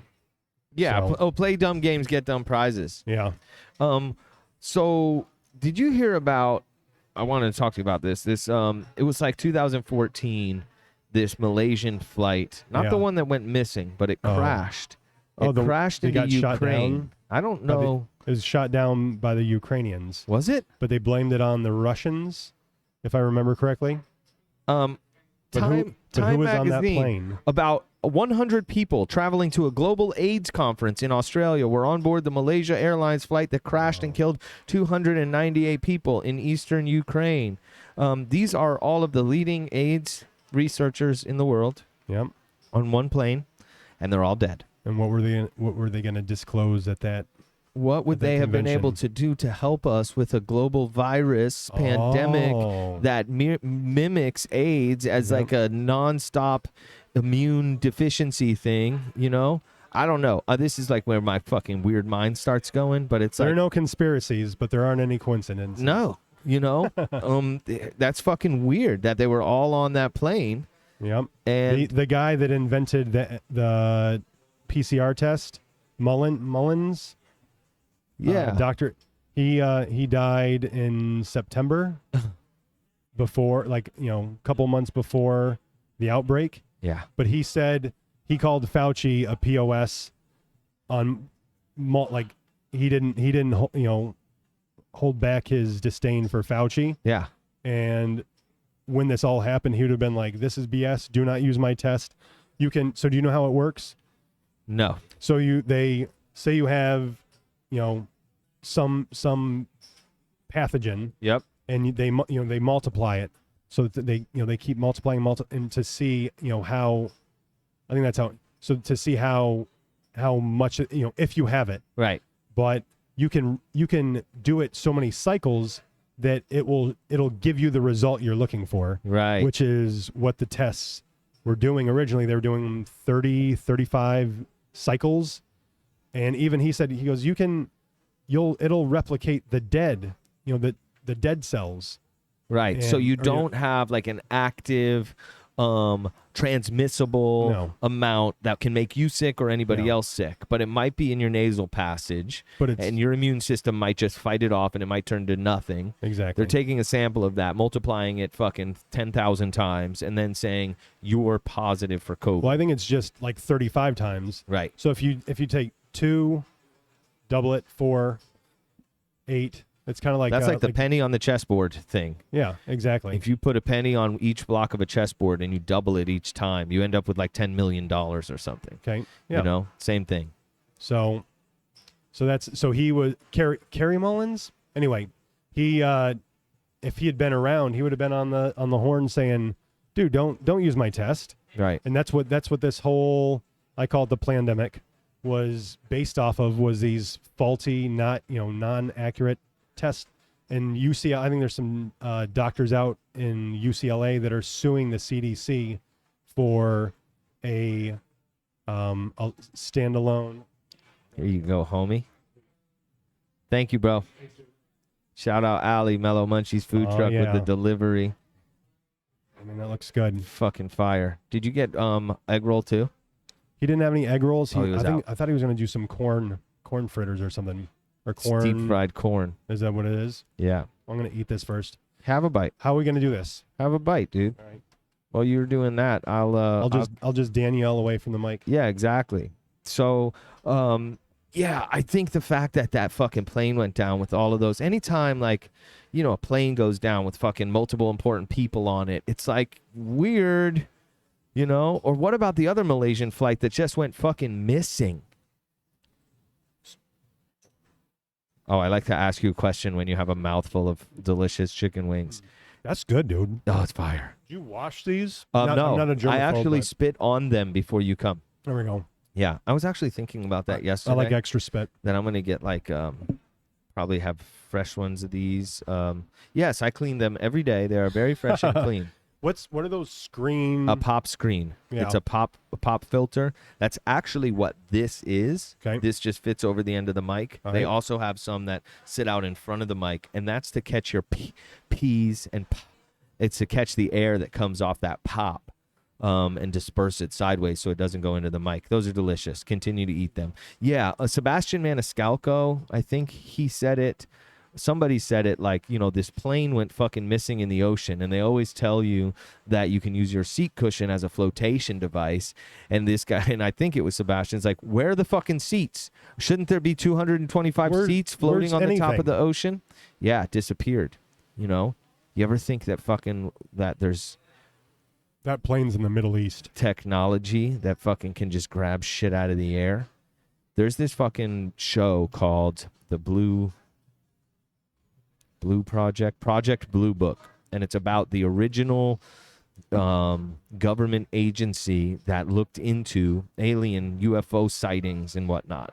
And there's this Project Blue Book where there was one guy who would go around and try to gather information on this. They said they stopped Project Blue Book, but I think they just call it a different name now. Okay. Anyway, this is a show about that. It's very good. You guys should watch it. One of the circumstances is there's these Russian pilots that go down in Canada, right? And he shows up and he's talking to them, and they describe something grabbing them out of the air, Okay. ripping their plane in half, Okay. and then sending them back down to the earth. Well, what they didn't want to disclose is that this Russian plane was flying over Canada with a nuclear bomb on it, Okay. right? And that nuclear bomb was gone. They found one half of the plane, they found the other half of the plane, but the bomb it was carrying was gone. And there is lots of documented circumstances where UFOs have been spotted over very secure nuclear bases and have shut down the nukes and then turned them all back on. And some people think this is like extraterrestrial alien intervention to show or stop us from blowing each other off the face of the earth. I can see that. Yeah? Are you, I know you're a bit of a religious, you're kind of religious, right? Are you Christian? Recent. Yeah? Recently Christian. So sometimes, you know, there's a weird dynamic there with religious belief and talking about aliens, you know? Oh God, I can't think of his name now. Dave Bird. I don't know. God, I'm brain farting. Is that his name, Dave Bird? I should have given Well, you some of this alpha brain. I shouldn't have gotten these freaking chicken wings like this. No, you got to eat, dude. Dave Birdsdale? No, that's a baseball player. It's God, what's his rap name? Oh, Lil Dicky? Lil Dicky. Jesus. Oh, yeah. So he has Pillow Talk. Okay, it's a podcast? No, it's a song. Okay. On this pillow talking with a bitch like. Anyway, He's so talented. dude, he's so good. Have you seen his show? It's called Dave. So my beautiful, awesome bride got me pit tickets at, was it Sunfest? Was that good? It was either Sunfest or it was just a Lil Dicky. It might have just been a Lil Dicky concert now that I'm thinking about it. But it was down at the Meyer Amphitheater downtown West Palm Beach. Sick. And so it was like he comes out into the crowd and he was wearing he wears different kind of like jumpsuits. Yeah. And but dude, he's so friggin' talented. He's fucking incredible. It's man. amazing though, like his talk about like production. He had his DJ up there, and I mean I guess he had other people, but it's like amazing what you can do with a DJ And an MC. and an MC. Yeah. Well, that's the beginning of it. Yeah. Right? Was like, that's where the term MC comes from. The master of ceremonies or move the crowd. DJs started hip hop, right? It was like they would take these record players and link them together, and they would take two of the same album and they would find the breakdown in the album and they would just loop that breakdown, and that's where you get the term breakdancing from and break beats. Yeah. But while they were DJing, they would have a friend get on the microphone and fucking Get on the microphone. yeah, and fucking I can't even think of any of it right now. But a lot of it early on was just like rhyming while you're talking to the crowd, and then Yeah. it turned into storytelling, and you get things like the Sugar Hill Gang, which actually they like stole that song. Yeah. From these other guys. There's a great documentary about that too. But yes, it's very true that what you can do with just a DJ and a talented MC, how you can rock a crowd of thousands of people, it's amazing. We were talking about this the other day, that it got to a point in hip hop where a hip hop show would be like the main guy and then 8 of his friends, and then all of them had microphones. Okay. And you could barely understand what anybody was saying. And now they have kind of paid homage to rock, and a lot of rappers have a drummer with them on stage. DJ, drummer, hype man. Yep. The hype man is their one guy, not the 8 guys, but the one guy who has a microphone also. And that guy's there to do fill-in lines for you so you can breathe. Yeah. Often when you record a rap Snoop song, has a really good hype man. hype man like that. You know who's the ultimate hype man is... DJ Khaled. well, I guess he would be considered. He's slightly, but no, the guy with the clock. Oh, Flavor Flav. Flavor Flav is like the Yeah, original boy. fucking hype man. Do we have to you pay know? for that if you say yeah? If you do his catchphrase? I don't know, but it would be dumb if he didn't make that a thing, you Yeah. know? So that's like the best combination. You got a drummer, it adds visual element to it, hype man to help fill in the words, DJ to cue up the records, and the DJ also gets the crowd amped up before the show, and then the MC to like perform the delivery, you know? It's like Kid Rock. Kid Rock's got a great drummer. Yeah. Machine Gun Kelly, he's got a drummer. His drummer's name is Rook. He's now switched genres, but he was a rapper for a long time. Now he does like Who's this. that? Machine Gun Kelly, MGK. Oh, yeah, with his some like long fingernails. The Yeah, other he day. started doing these long fingernails, and he actually just came up with a unisex nail polish line. He is now married to or engaged to Megan Fox. Megan Fox. She was talking about drinking his blood. They and- drink each other's blood. No, it's just for like ritualistic. Oh, things. yeah, that's the There's- fucking point. Yeah. There's a weird connection there. Did I tell you about Toe thumbs. toe thumbs? Her thumbs look like Oh, your big toe. no. Yeah. You're like, oh, Not you're old hot in toe her- thumb. Yeah. Isn't that the worst? Like smoking hot, and it's like, you Toe know, thumbs. I don't want to offend anybody, but why are we so picky as humans? I don't know. You know, you could have the most amazing spouse or significant other or person you're interested in, but you see they got like their toe turned a weird way, and you're like, Yeah. oh, it's the toes. I can't. It's like fucking get over it. Yeah. You know? What was that from Boomerang? She had Freddy Krueger feet, something like that. I don't know. What's Boomerang? The movie with Eddie Murphy and Oh, back in the 90s. okay, yeah. Eddie Murphy's brilliant, Yeah. fucking brilliant. So I want to get back because I was eating my chicken wings about the Malaysian flight with Yeah. 3 whatever. Yeah. So those engines are monitored in real time by GE, and you think about the transponder being shut down. Well, that doesn't shut down. That's its own thing, so that it can monitor in real time. Their engines. They're multi-million-dollar engines, and supposedly it turned northwest. And there are accounts of people like, dude, this massive plane was flying 1,000 feet above the ground in a trajectory toward the Middle East. So they're thinking that they stole a plane. Why'd they steal it? Who was on it? You always think, like you said, who was on that plane that crashed? Oh, it just Yeah. happened to be 100 people in, about AIDS. Yeah. Which the other thing is that supposedly they're using in the mRNA shots that they're using some form of, Snake venom? no, it's HIV. Ah, Again, I don't, misinformation, disinformation. right.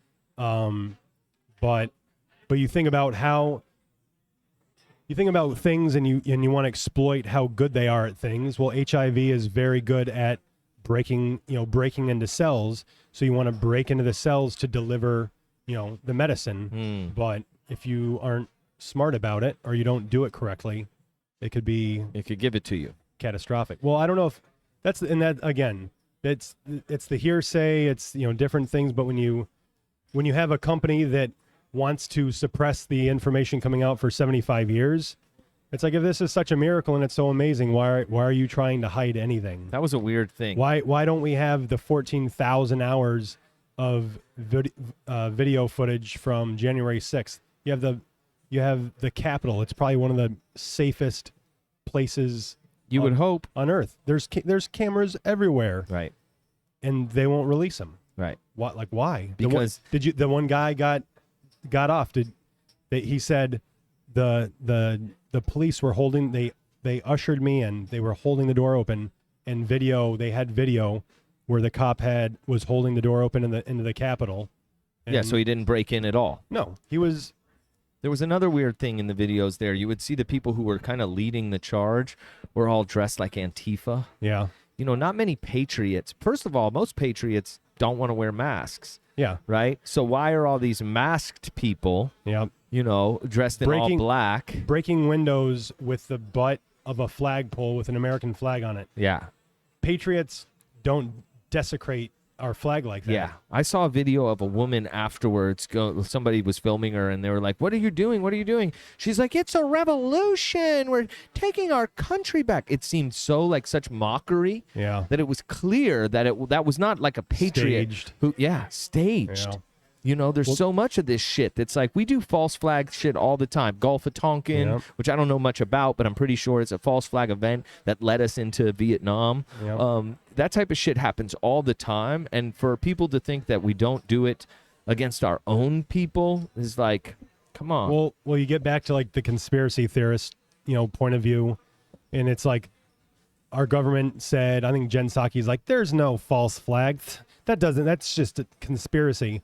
And then 5 months, 6 months later, it's like, oh well, this was a false flag operation, but it was the Russians, so it's. They do it all the time. They do it and that's what I think. This whole process is just exposing, how corrupt it is. This leaked. Did you see the SCOTUS Supreme Court? No. They're talking about overturning Roe v. Wade, and so I did see that. So that's huge. Yeah. But where'd that information come from?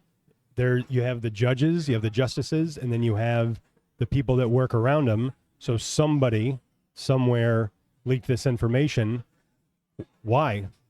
That's an insurrection. You're undermining one of the branches in our, one of the most powerful and revered institutions in our country, and to sway it.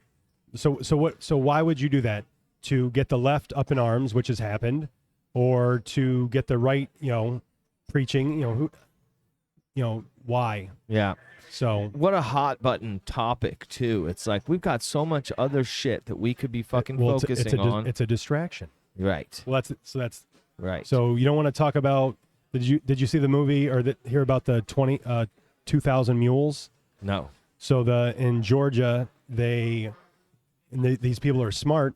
What they did is you can buy cell phone data. I knew it, but I didn't know to the extent of why they sell it. It's, for advertising. So it's like you could see how many people pick up on your Wi-Fi as they go by. Interesting. And, did they just drive by? Do they drive by every day? Do they stop? What's the duration? And so what these people did is they're like, all right, well, let's look at the data from midnight till 6 a.m.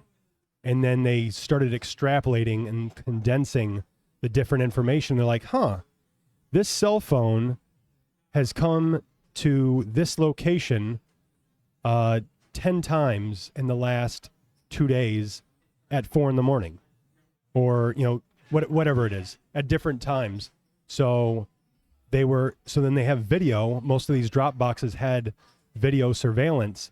So then you see the person walking up, and some of them would have rubber gloves on. They're taking pictures with the ballot going into the drop box and then taking the rubber gloves off so there's no fingerprints. And so they were in one of the guy, there's a whistleblower that's like, I got paid $10 per ballot and so they're not calling it ballot harvesting. They're calling it ballot trafficking. So these people went through all millions and millions and millions of pieces of information to condense it down into, there was some kind of voter fraud. Yeah. In the election in Georgia. That was that one really pivotal election, right? There was one person getting for a seat. But it's two senators too. Right. Well, that ended up happening in the runoff, but because it was skewed, not one candidate got over 50% of the vote, so then it has to go to a runoff.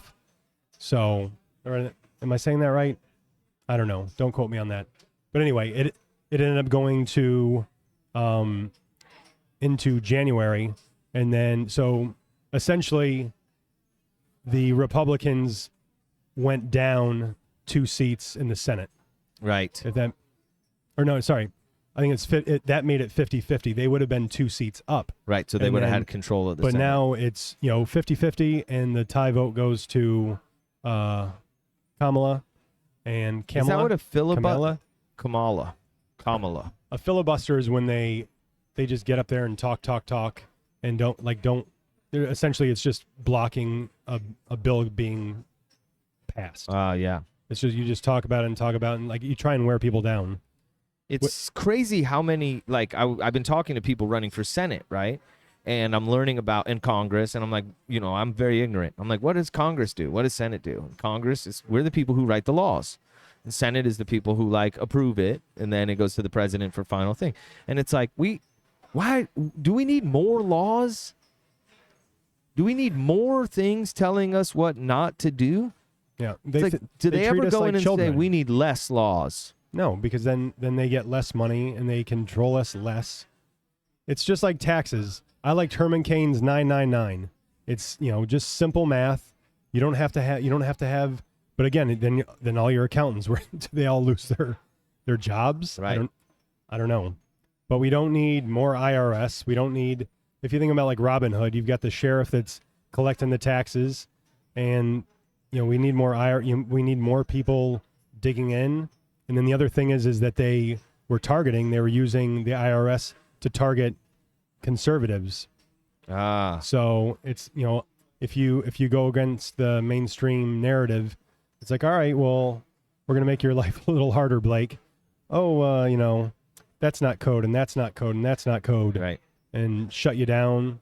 Why do you think it is that there's such a push to go towards the left?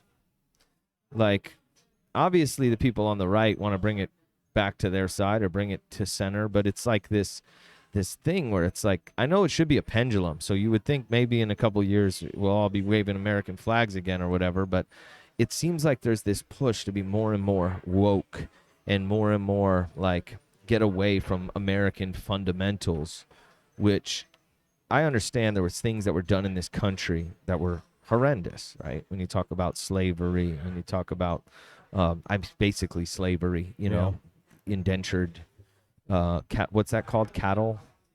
Chattel. Yeah. Chattel slavery. It's disgusting. And it really did build this country.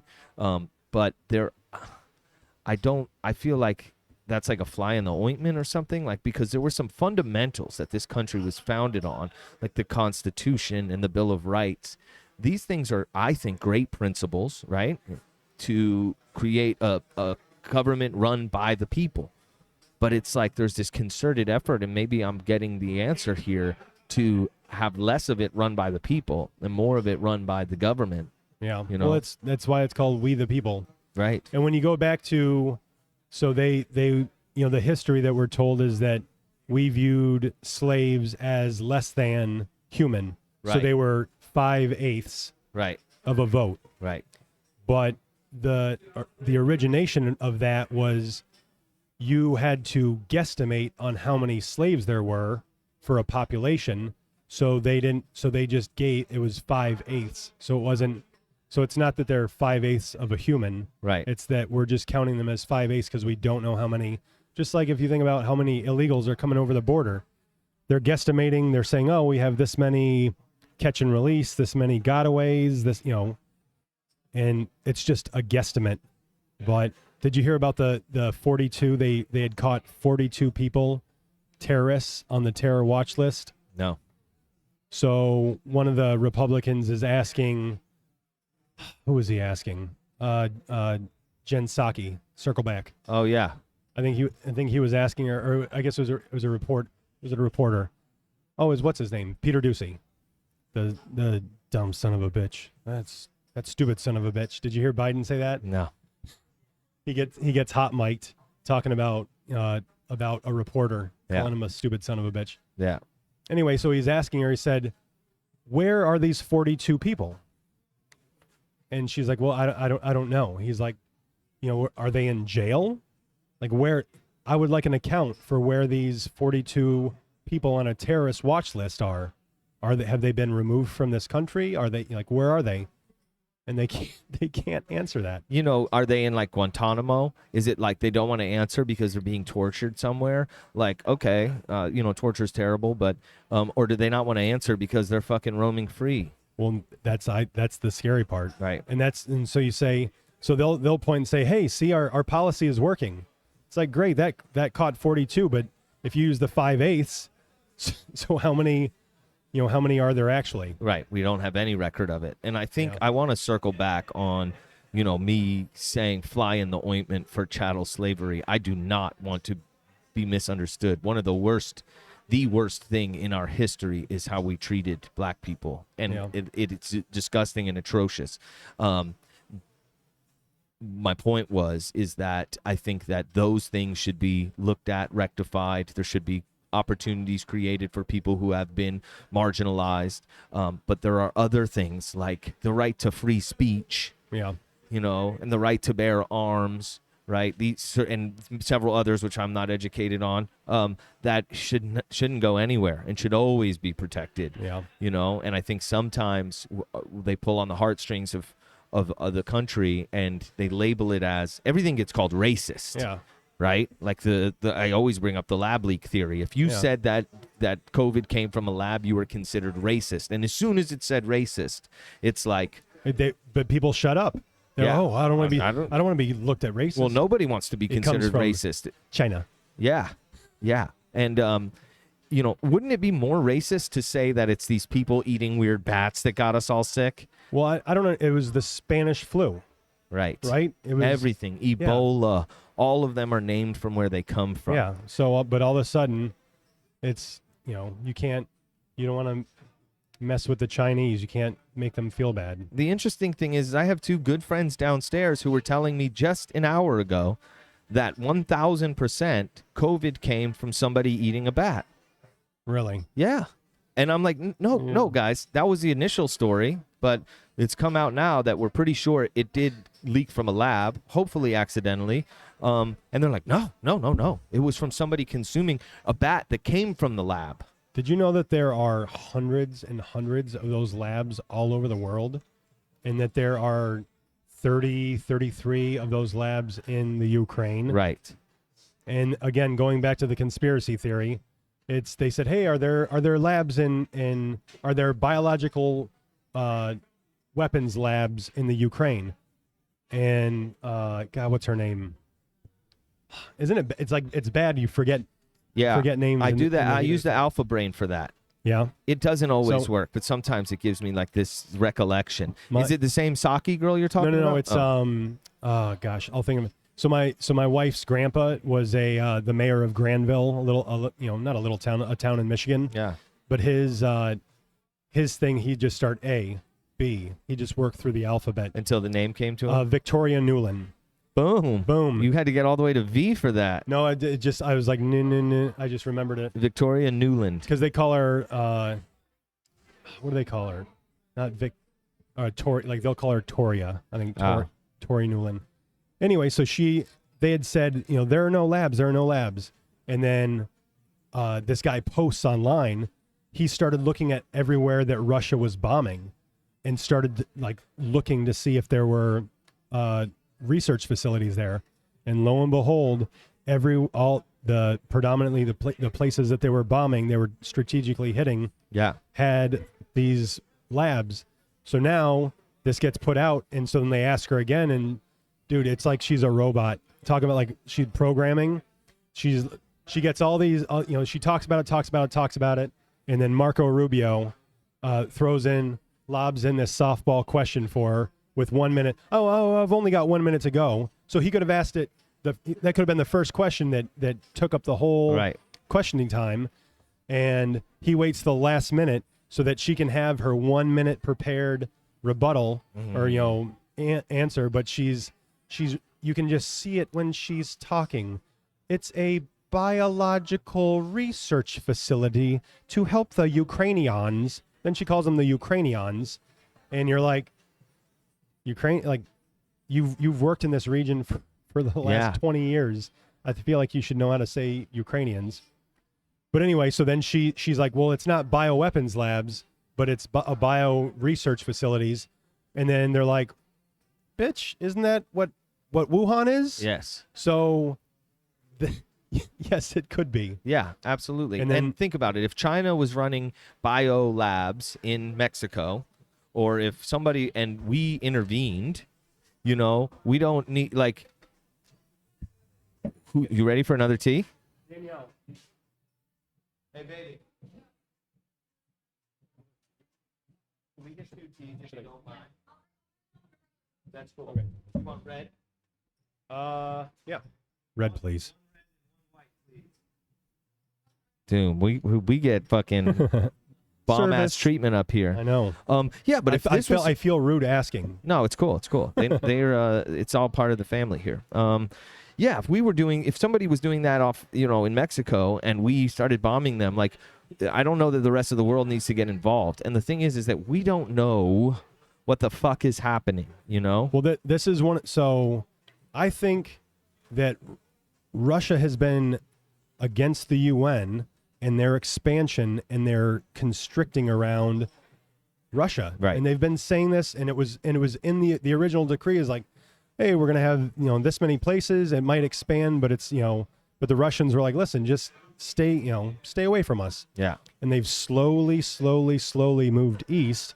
And the Ukraine, I think, they were talking about bringing the Ukraine into the UN. Right. And Russia's like, fuck this. No, like this is the straw that broke the camel's back. I think a lot of the research facilities are close to the border. Yeah. And so how hard would it be for them to pull a Wuhan and make something, an aerosol that they wait till the prevailing winds are going the way that they want, and then they release this thing and and now they're talking about Sweden and Finland going into the UN, which is up on the northwest side. He's not going to like that. Dude, it's like you keep poking the Russian bear. Right. Like why would you even consider that right now? When Trump was in office, everybody had a hard time with him having like a good relationship with Putin. But it's almost like you kind of like keep your friends close, keep your enemies closer. Exactly. Like he kept things amicable, it seemed. And as soon as Biden came into power, Putin's in Ukraine. Well, if Trump is his puppet, they kept saying, "Oh, he's a Russian asset. He's a Russian asset." I feel like the last 4 freaking years, he probably should have been doing things that benefited them. Look at the color that. difference. Nice. Thank you so much. Bula, brother. Bula. If Trump is such a puppet for Putin, Exactly. Then why didn't Putin do anything for those 4 years? yeah, and shouldn't they be knocking at Trump's door to ask him, what he knows? It's like, Again, it's all been debunked. Adam Schiff would go on television with a sealed envelope. We have irrefutable evidence that there was Russian collusion. All right, show us. He didn't have anything, but he would get up there on those trusted news networks, and people would go, "Oh my gosh, he's got evidence in that envelope. Oh my gosh." Why would he be lying to me? It's like, well, produce. Well, I can't because it's confidential. yeah, but they leak documents all the They time. leak documents all the time, but then when it goes against them, they get butthurt. Yeah. And We live in a very, very strange time and place. Sometimes I feel like we're living in a fucking Batman movie. Matrix. Yeah, it's that simulation theory that I slightly referenced earlier, that some people think that there's a probability that we are living in a very, very high-tech simulation that we check into and out of each day. When we go to sleep, we fucking go back to whatever existence we are, and we like avatar in every morning. And when you see the way some things happen in the world, it feels so orchestrated and so like cliche and ironic, and like there's something, I don't know if it's called foreshadowing, but it's like Predictive programming. well, when the audience knows something that the main character doesn't. Foreshadowing is similar to that, but that's what it seems like. It seems like, yeah, of course this would go this way because that's how it would go in a fucking Batman movie. Yep. Look at the outfits that some of these Klaus Schwab. Have you heard of Klaus Schwab? Of course. Yeah. So the World Economic Forum. Yeah. And I've only started hearing about him recently. Yeah. And you see these pictures of this outfit that he wears like he's in the fucking Space Force. Yeah. What is that? He wants everybody. This is a great reset. They're trying to use the pandemic as a great reset. We're going to make everything equitable. Everybody's going to be even. So they want us to own nothing and we'll be happy. They want us to rent BlackRock investment firm who has trillions and trillions of dollars of investment are going around and they're buying up a ton of houses, a shitload of houses. Yeah. And they're going to be a landlord. Somebody, Spencer was on here talking about BlackRock. Yeah. And that there's these billion-dollar corporations that start to own homes. We have a clip about it where he says houses are for families and for people. It's not a corporate structure. No, it's money. Right. And they don't, and so this is what they have the ability to do is like in my neighborhood, all the houses are being bought and bulldozed. They don't really? Yep, because the land is the value. Right. So they're going in, they take all these, 40s, 50s, 60s, on up houses. Like my house was built in 1945, and I think it was maybe 45 and then finished in 46, but they'll take my house and scrape it because it's a little shit box, and they'll put up their 0 lot line McMansion, and like there's a house around the corner from me. It's on Olive. It's on it's not a slow road. It's not a fast road. Right. It's 25, but it's traveled decent enough.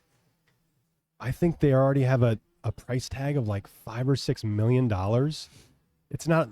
A couple of years ago, you could buy a house on Flagler for $3 or $4 million. Yeah. And now it's $6 million off Olive. Yeah, it's insane. So where do the workaday people like us?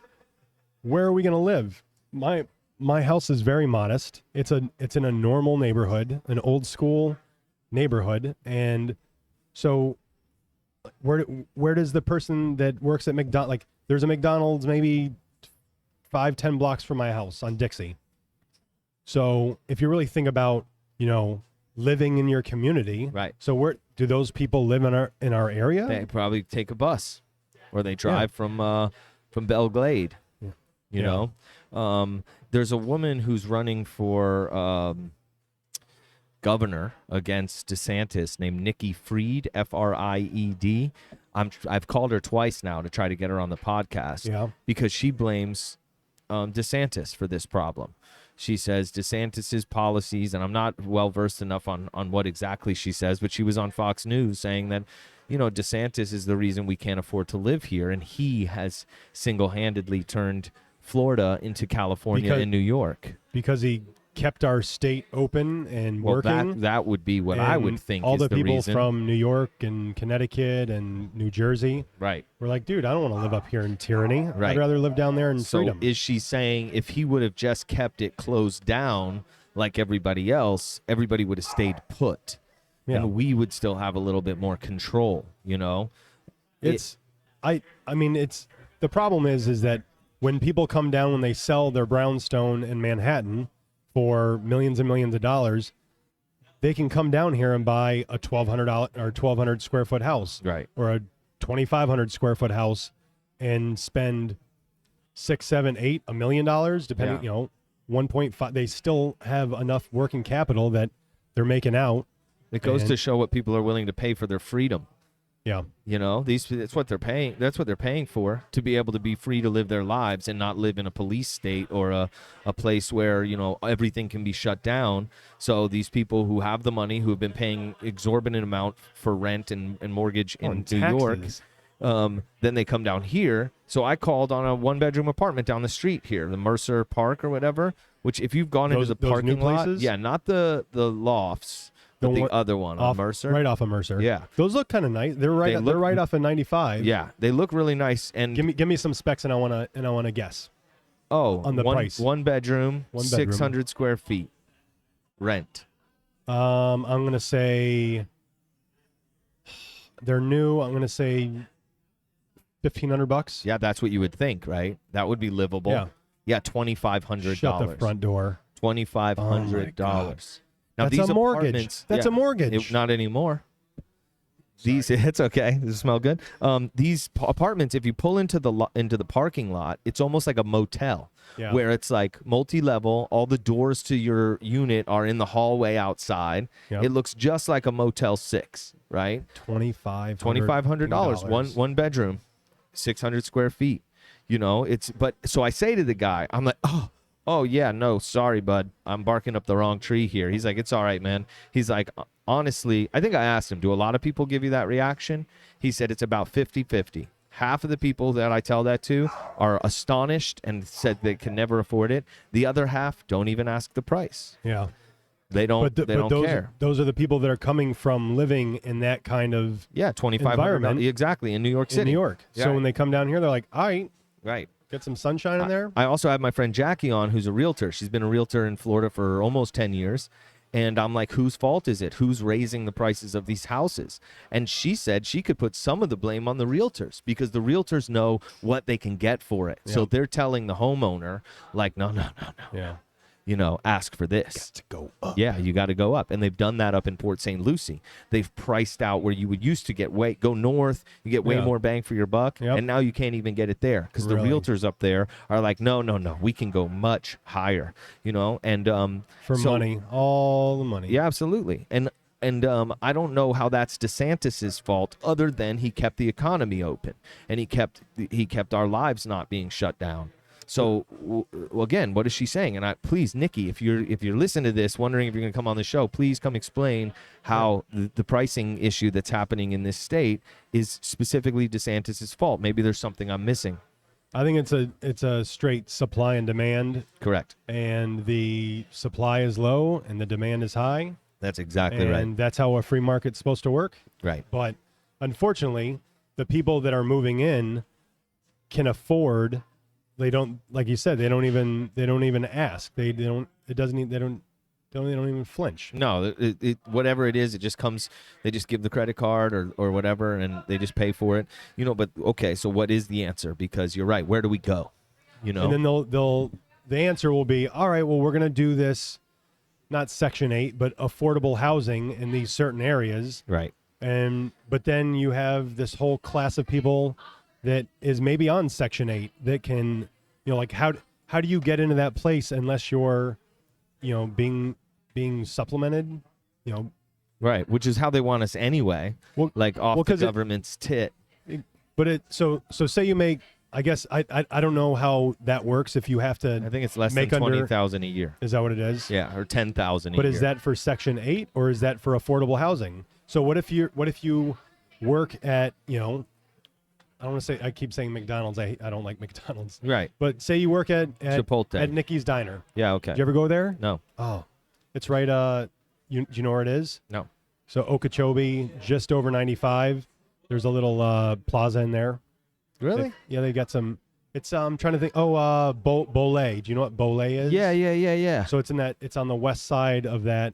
Okay. I'm it's very like- familiar. But it's Nikki's Diner. It's just a little very cool. old school kind of diner. Yeah. Or like Dante's. You ever go to Dante's? Nope. I feel like I know nothing today. Where do you live? Right now we live in Gardens by the Okay. mall there. They're building a Lifetime Fitness that's like fucking $400 a month to be a member. Shut They've got a pool on the roof. Really? It's sick as fuck. It's in downtown at the Gardens there. They're doing this whole big revamp. Well, the guy, this is interesting. Oh, downtown at the Gardens. Downtown that's at the Gardens. That's where Whole Foods is. Exactly. Okay. So the guy who owns Lifetime Fitness, he has this concept of this like live, work, play living area, and that's what they're turning into downtown at the Gardens. And you know, it's interesting because the two. Sorry, I keep. That's okay. The internal like 2-story area. so that internal 2-story area, they're now putting a road right down the center of it. They've opened it up. They've moved the Ferris wheel or the merry-go-round Okay. to the waterfront, and Okay. they're rerouting the roads through there. They're putting in apartments, a hotel.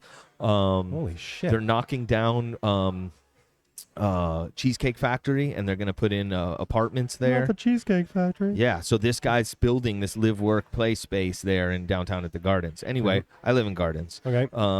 It's beautiful, but we're going to be priced out of there too. You know, Yeah. we want to sell because we want to take advantage of this seller's market. We own a Yep. small, modest 1-bedroom condo, and we've been lucky enough we'll stay with family for a few months. Okay. But then it's like, where do you go? Well, that's my problem is that I could sell my house and make a boatload of money, Right. but I think I live on the best street in all of West Palm Beach, and we have a block party. We try and do it once a year. Yeah. Get everybody together, but it's community. And Right. out of the 32 houses on my street, I probably talk to 20 of them, or at least wave and acknowledge. Right. And, out of those other 10 or 12, a couple are just crotchety people. There's a couple empty houses, but it's a dead end. So when you see a car that you don't know drive by, and especially like I'm a night owl, so like if I see a car rolling down the street at like 1 or 2 in the morning, I'm like, I don't know that fool. So Right. I'll go outside. Came into the wrong neighborhood, fuckers. Yep. Well, so one night this kid goes down the road and it was like, wah, like a little rice burner with a loud exhaust. Yeah. And so I like cars, but anyway, so I heard it go by. And I thought, I don't know that exhaust note. I don't know which house he's going to. Maybe he's going down to Keaton, and he's a younger kid on our street. So I walk outside and I'm looking, and so he's coming back. He'd gone down faster, and again, it was the middle of the night, but my street's a 25-mile-an-hour street. Right. It's so narrow that it's more like a 15. And so anyway, so he went. I'm like, dang it, dude. So I grabbed my skateboard. I was gonna ride down and be like, Keaton, like, slow your boy down. The kid's coming back because it's a dead end. Now he's doing like 70 miles an hour because he, so he's flying. So I just hop out of the way, pick up my skateboard, and I pretend like I'm gonna, throw it at his windshield. So he maybe gets, he slams on the brakes. So maybe crashes into a tree or something. No, I just want him to slow the fuck down. I got kids down, here, dude. man. So, and again, people are like, it's 2:00 in the morning. I'm like, I don't care. Like, Right. Well, just be respectful. especially 2:00 in the morning because it's dark and you don't know whose fucking kid could wander into the street. They shouldn't be up at 2 in the morning, but you never fucking know. Sleepwalking. You hear about stuff all the time. Yeah. Dogs. Yeah. Animals. There's a fucking documentary about a guy in West Palm Beach who killed his best friend, and he claimed the sleepwalking defense. Yeah. He didn't get off because of that, but No. they were talking about all the weird shit that people do when they sleepwalk. So I used to sleepwalk when I was a kid. I have a crazy sleepwalking story. So this kid, maybe gets, a house and a half, slams on the brake, and he's like, I'm gonna chop you up, son. I'm gonna chop you up. And I'm like, I'm in my underwear, and I threw my skateboard down, started rolling at him as fast as I could. He took off. Yeah. But you know what he meant by chop you up? Yeah. With a chopper. What is that? Automatic weapon. Oh, is that what it is? Yeah, not like cut you up, Yeah. but I think that's what he meant. Fuck, man. Well, he didn't chop me up. Well, thank God. Thank God. Tell me your sleepwalking story, and then I'll tell you mine. Most of my sleepwalking has been based around alcohol. Okay. I think I drink. I don't really drink anymore, but I would drink, and then I would, I guess, black out while I was sleeping, and then wake up and walk. And I've like peed in my dryer before, in the corner of the room. It's when I knew I had a real fucking problem. But so I'm in San Diego for a national sales conference with my dad. And we're staying in this beautiful Hilton hotel, and there's a bar in the lobby, and the company had like rented out the bar so you could like drink whatever you want or whatever. I'm like in my mid-20s, so I just go to town. I'm in the lobby. I'm at the Free hotel. booze? Yeah, So I like the lights come on in the bar, and I'm like, all right, that's it. Night's over. Let me go to my room. So I go up to my room, I get in bed, and I go to sleep. The next thing I know, I wake up. How drunk were you? I was drunk, but I remember like going all of that. I didn't like black out at the bar. Like I was coherent. So I go up to my room, and the next thing I know, I wake up. I'm in my underwear. Were you doing anything else? No, I'm in my underwear, and I'm sitting up against the hallway wall on the floor 17, right? So I'm like, what the not your fuck? floor? Well, it is my floor, right? So I'm like, look at the numbers on the door, and I realize, all right, let me go to my room. I go down to where my room is, and I realize I'm looking at even number rooms, 1708, right? Well, there's 2 towers in this fucking hotel. One tower has even number rooms, and the other tower has odd number rooms, and the only way to get to each tower is like the hotel lobby. One set of elevators goes to one tower, right. The other one goes. So I'm in the wrong tower. So I have woken up, left my room in my underwear, gone down to the lobby, gotten on another elevator, gone up to another floor, and then that's when I came to. So now I have to go back downstairs. I realize what's happened. I go back downstairs, still in my underwear, get on the elevator, go up to my room, and then it occurs to me, I don't have a key to get in my room. So I call the fucking lobby, and I'm like, this is very embarrassing, but I've locked myself. Where'd you call the lobby from? There's a phone right by the fucking elevators. On each floor in the hotel, there's a table that's courtesy got that phone. Courtesy phone. Yeah. So I use the courtesy phone to call the lobby. Say, I'm very embarrassed. I'm in my underwear. I've locked myself out of my room. Can you come let me in? So they let me in. So a few days later, we're at this party event downtown San Diego, which is a fucking cool town. And this guy comes up to me, and I'm wearing this hat. I have this bowler hat. I think you may have seen it. A bowler? Yeah, like a black felt bowler hat. Yeah. Exactly. And I'm wearing that. I don't know why. And he's like, hey, bowler hat. And he's like, 2 nights ago. I'm like, yeah. He's like, you got on the elevator in your underwear, and you were hunched over, just mumbling. And I tried to wake you up, and so, yeah, that's my fucking sleepwalking story. The worst of them is I woke up in the middle of the night in my underwear, went all over this fucking hotel. People saw me who then recognized me later. And, yeah, pretty alarming. So this is what pops out to me is he tried to wake you up, but he didn't contact the desk that there was some dude walking around in his underwear. Right. He's like, oh, fuck it. Yeah, good luck, buddy. Hey, good luck, buddy. And you know my mom, she's like immediately thinks of the worst. She's like, you could have walked off a balcony. You could have been raped. Yeah.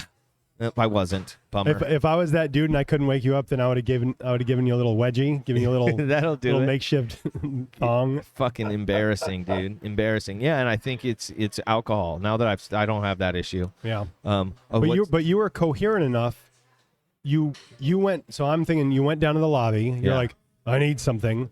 You went to the lobby, and then whatever happened, then you just got on the wrong. Like, how far of a walk is that? It's directly across. So Okay. you get So off the elevator and you're looking Yeah. at it. So you just got on the wrong elevator to go back up. Correct. And then I must have had trouble getting into the room. Yeah. And then I guess I What sobered time up was a bit. this? I This can't- is 2 a.m. All right. 3 a.m, something like that. And So- you couldn't have been that quiet. So I No. can't, like, maybe the people that were in the Well, room were thank hard God I sleepers. didn't. Right. Thank God somebody fucking didn't come out, And I Yeah. guess I gave up and I sat down on the floor. And then that's when I came to and was like, I'm in my underwear in the hallway, Fucking A. Or you missed the Swedish bikini. They were having to bunk up to save money on rooms. Right. And they're like, oh, you want to stay with us? That's like the end of Dumb and Dumber. Yeah, I love that. Oh, my God. What is it? The Hawaiian Tropic? Yes. He's like, you fucking moron.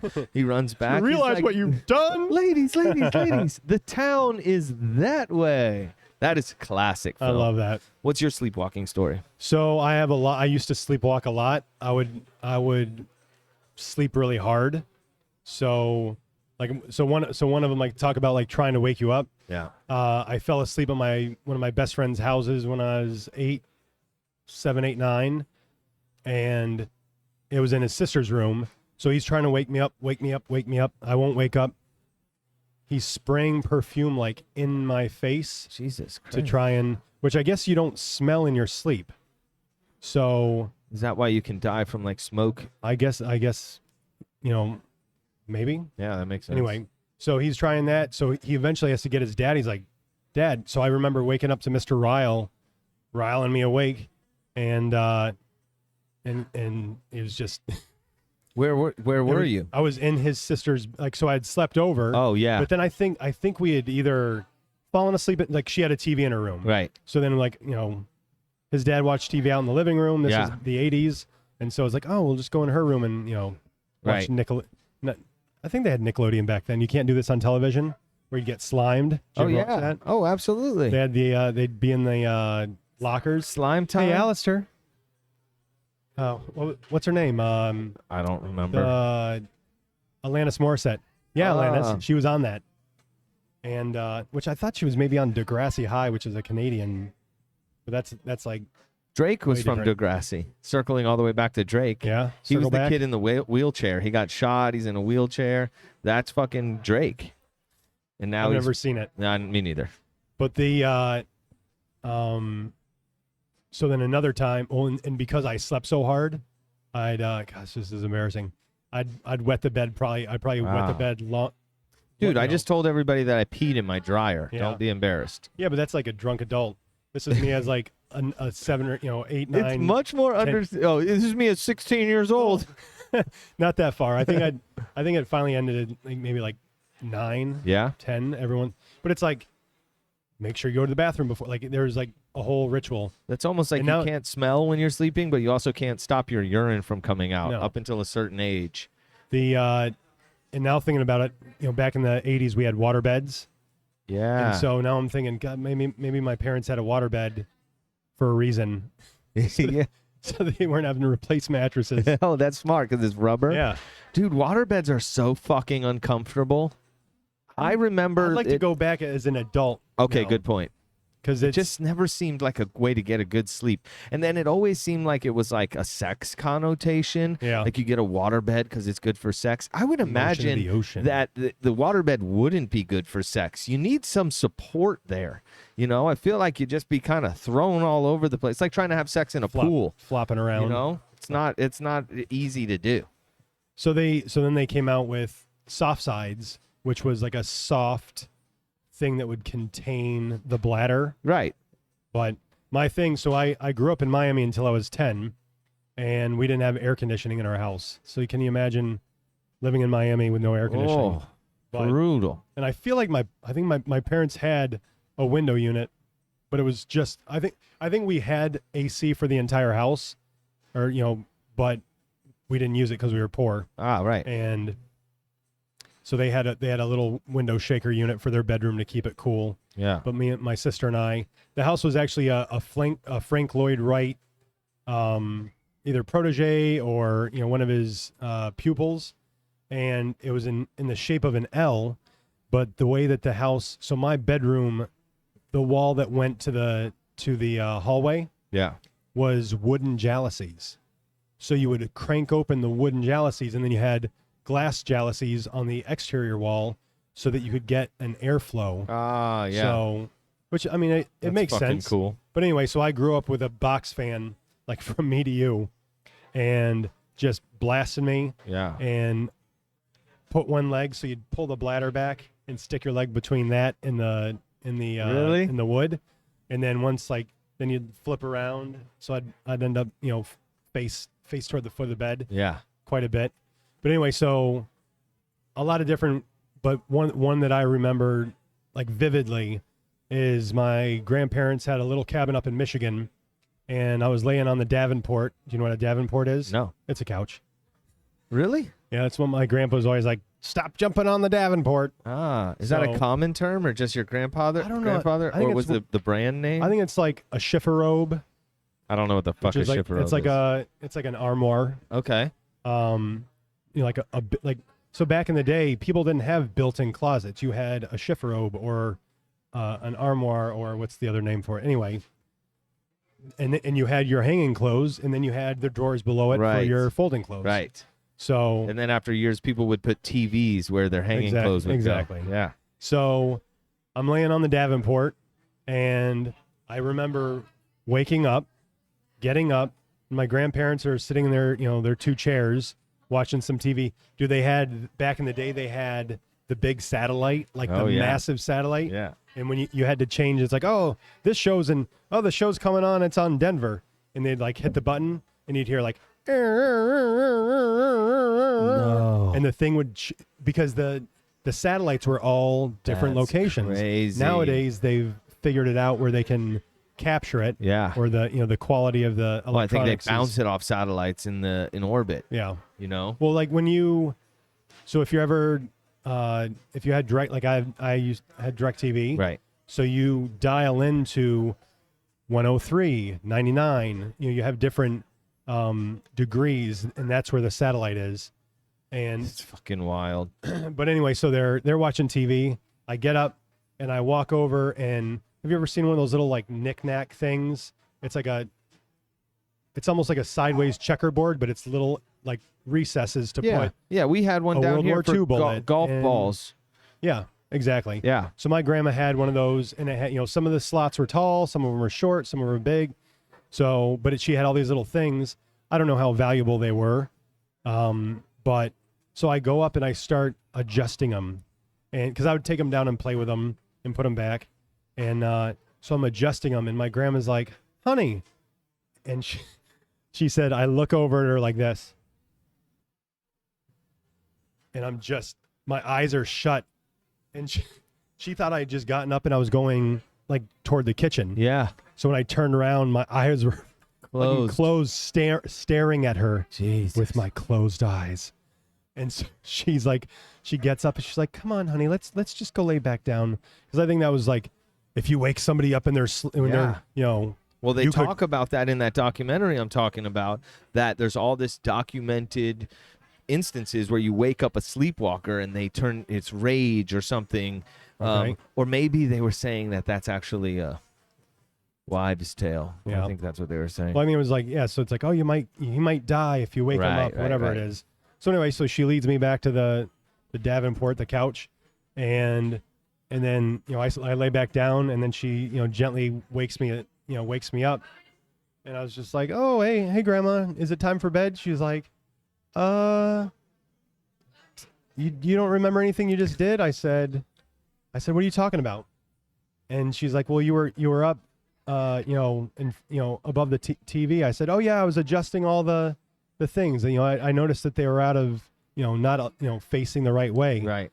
And she's like, you were sleepwalking. I said, no, I just did that. So I was dreaming it, but I dreamed it and I did it. But she's like, I was precisely moving everything. Yeah. And then I looked at her with the closed eyes. They say that in that same documentary, they were talking about there's something that happens when you sleep that paralyzes your body so that you don't enact your dreams. Yeah. So you don't punch somebody sleeping next to you or whatever. And sometimes... So your muscles get rest. Right.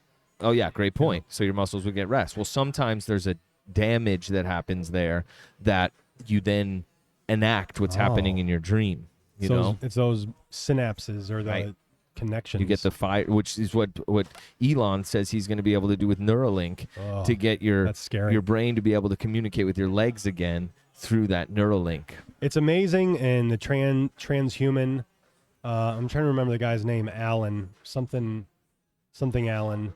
He goes on the War Room, and it's scary what they're trying. Essentially, the fourth revolution, like Klaus Schwab would love for all of us serfs, all of us poor people, to be, you know, linked with the machine, so that if you act out, they're just like, turn it off. Yep, reprogram. It seems like we're headed towards that. It's a fine line of we're already there. We're already doing this. Right. So this is just an extension. It's an external extension, but they want that to be in us. Yeah. And that's very scary, especially if you're a religious person, or, you know, think, you know, you don't want people to play God. You know, there is one God. Have you seen all this gene therapy that people are doing?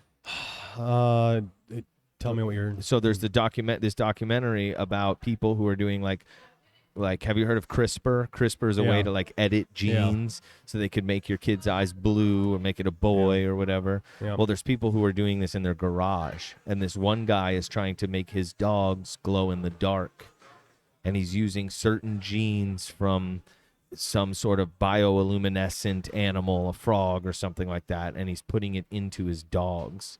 Wow. And play squid. Right, something like that, you know? And you think that if people are able to do this in their garage right now, and this was a couple of years ago, like, what are fucking the richest people in the world doing? Like, does China have fucking... cloning humans? Super soldiers that don't feel pain? Who knows? You know? Because there are people that have... I don't know if it's genetic or it's just disorders where they don't feel pain. Right. So, which is you need pain, because it's like, oh, I touched the hot stove. Yes. You know, you need that survival instinct to keep yourself alive. But if you could turn that off, you know, it would be fucking scary. That's scary. Well, we live in a whole new world, man. Whole new world. Nobody knows where it's going to go. That's why we try to live by the 3-foot rule. If it doesn't happen 3 feet around us, we try not to pay it too mind. I use this platform to get these fucking thoughts out and talk to people about them, you know. But we're just happy to have fucking good friends, and drink some good tea, tell some cool stories. You know. Oh yeah, I love this place. I don't know. I'm gonna plug Hakuna Makava Oh, that's dope. on your own thing. Thanks. But I have a place a couple down from here, and they've got a great product. I love your teas. Thanks, dude. And can I tell the switch story without where the red and Yeah, I'll say it. So we had the wrong tube hooked up to the wrong keg, and we were pouring green as red, and you ordered a green tea, but you got red tea, and I had like two of them. right, and you're in like, fairly quick. I think I had too succession. much kratom today, and I'm like, well, how many did you have? You're like 2. I'm like, why? What's going on? You're like, I don't know. I just feel really like slow. I'm like, what? And I'm like, oh, you must have gotten a red tea instead of a green one. Sorry about that, dude. Now you know what the red tea does. And look, you're drinking red. Well, that's the thing is by the time I drove home, I was like, I'd worked my ass off all day. I'd moved thousands and thousands of pounds of stuff in the storage unit. My arm, like everything was sore, everything was tired, and I thought, dude, I go hard. I get up at 7. Not that 7's early in the morning, but I get up at 7. But I usually go to bed like That's early as fuck. 1, That's 2, what time I go to 3 in the sleep. morning sometimes. So I'm only getting 3, 4, 5 hours of sleep. That's not good for your health. It isn't. I work fairly well on like 5 to 6. If I get 8 hours of sleep, sometimes it feels great. Right. But sometimes I'm like the whole next day. I feel like you're dragging ass. I'm just dragging ass. But lately, I think you can only go so far, and they always say you can't make sleep up. You can't make sleep up. right. But so every once in a while, I just hit this wall where I'm just like, holy cow! So I thought I was just having one of those moments. Yeah. And that's when you're like, dude, you had some red teas. But by the time I got home, I could barely hold my eyelids up. I'm like, honey, I'm going to bed. So It's like, yeah, all the right. red tea is really good for sleepy time. Oh, dude, it was awesome. So now you know when you get. It's good to know that you're getting red tea. Yeah, man. I kratom has totally changed my life. You didn't drink it before you came here, right? No, dude, I didn't know. I think I'd heard about it and Right. all the BS on the news. Yeah. Or on, Yeah, well, the FDA wants to get rid of it because it's helping people. It's helping Yeah. people get off their prescription meds. It's helping people stop drinking alcohol. it's natural. Yeah, and there's this whole concerted effort against like natural elements that can help you. But I started drinking kratom with no plan of stopping drinking alcohol or stopping smoking weed. But now I drink tea, and it's like I don't want anything. You know what I mean? Yeah. Like I'm good with tea. I don't drink alcohol. It's like this is it for me, and it's changed my life. And when our gym had to close, we decided to pivot and open a spot to share this thing that we had come across with as many people as possible. So how long had you been going to like kava bars?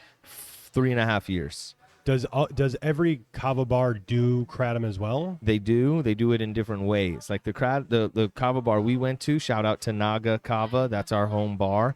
Mike and Danny and the whole tribe over there are incredible. Sorry, we have a kennel downstairs.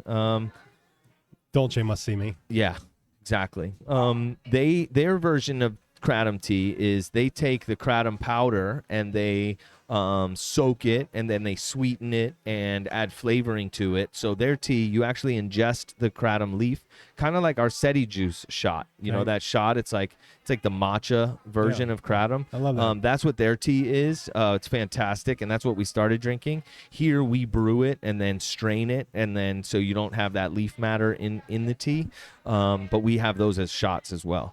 But yeah, it was kava bars that started popping up first. Yeah. And then the kava bars added kratom because it just kind of goes hand in hand. Yeah. And now it's like a lot of customers come, and they drink kratom exclusively. And, That's me. I don't. yeah. I don't. I was going to say we should have done a shell. Kava's cool. Kava's. Let's do a shell. Yeah? Yeah. Let me see if I can harass somebody.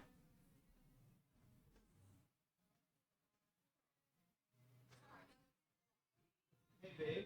Can I harass you one last time? Just 2 kava shells? For us. With tongs. All That right. tong, ta-dong, tong, tong. Tonga. So there's the different kavas come from different islands in the South Pacific. So Only in the South Pacific? it's like, is that the like Fiji and stuff? Yeah. That's the South Pacific, right? Yeah. There's a group of islands there where this stuff grows. It's a bush, I think, and it's a plant. I think it's in We've got it's a bush. Yeah. And what we drink is a bath water of the root. So we take the root, it's pulverized down into a powder. So the kava is not the leaf. Correct. You're using the root. Different plants also. So kava is the kava plant, and we use the root of that. Yeah. Kratom is a different plant completely, and it's more like a tree. And we use the leaves of those to make the tea. I did some research because I was like, dude, I want to grow, because we have a very similar climate to Southeast Asia. Yeah, And I thought, man, I want to grow one of these trees in my backyard. you can. You can. You absolutely can. We But have it- a but friend who try has and- like 10 of them. Well, a couple of them are as tall as the telephone poles. Really? Yeah, when we did our grand opening, he brought a big branch in here from it that had the flowers on it. They get these beautiful white little ball flowers.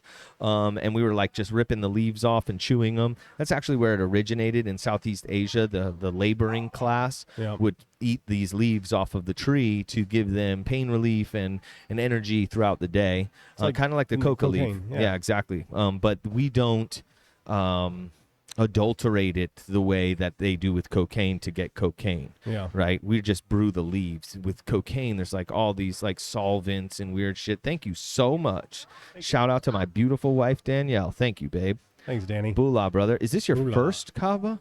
No, so I had one the first time that I. Dolce? Oh, yeah, she saw you. Yep. She sniffed my toe. It's crazy, man. No, so I had kava the first time. You're like, hey, here's kava, here's Oh, kratom. right. We were kind of getting introduced. Well, Bula, brother. So Bula, Appreciate so where's you. where's the So what we have here is walk. Oh, Bula means to life. It's To life. Fijian to life. Okay. Kind of like salud or whatever. In here we have a blend of our Tonga, which is from the island of Tonga, where that bad was it an earthquake or a volcano? Anyway, that's the Tongan island. And then we have something called waka. Waka stands for lateral. It's the lateral root of a plant that comes from the island of Fiji. All right, Okay. both of them are going to be pretty chill, calm. All right. Hey. Well, Bula, brother. Bula. You don't have to guzzle the whole thing. Is it a sipping? Like, is it a sipping thing or usually? Ceremoniously, you drink the whole thing down at once. I'm not gonna lie, it's like little dirt water. It's like It's like you're drinking root water. it's like mud water. Yeah. It is. It's very earthy. It's not the most palatable taste, but a good kava should be smooth, cold. You get like a peppery finish from some of them. Some of them give you a numbness in the mouth, which because the plant's from like the pepper family, so there's that. Oh, dude, I'm allergic to pepper. Good luck. Somebody grab an EpiPen. Well, Wes, I appreciate you very much, man. This has been Hey. a lot of fun. If I know you and me, we could continue to I talk was for gonna say, hours and hours. What time is it? It's 12:15. Holy shnikes. Let's see here. 2.5 hours. That's insane. I There was feel- about 25 minutes there where we were doing that other shit, Yeah. but the rest of it is just us fucking talking all the shit. And I feel like I could go on another 2.5 hours, man. I got a lot of respect for you. Thanks. Danielle and I say it in your absence all the time. We are so glad that we've met you. You're an amazing guy. You're incredibly talented, and your wealth of knowledge on so many different topics is just amazing. And we're just so glad to know you, dude. Thanks, dude. Yeah, absolutely. Back Thanks. at ya. Yeah, thanks, dude. Thanks I for think, joining I us. think you guys have a great product here, and I think you guys have a great environment Thank you. that lends itself to it. So Thank you, bro. Well, thanks for all the help. That you're like the engineer behind the scenes on the shit that I can't figure out.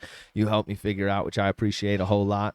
Usually at the end of our conversations, we share social media. I don't know if you want to do that, or maybe the cottage. If not, then you'll see Wes when you see him. we could do Avenue Pottery. Oh, on yeah, excellent. Instagram. I think she does Facebook as well, but Cool. Yeah, perfect. You can get yourself one of these booby mugs or many other awesome things.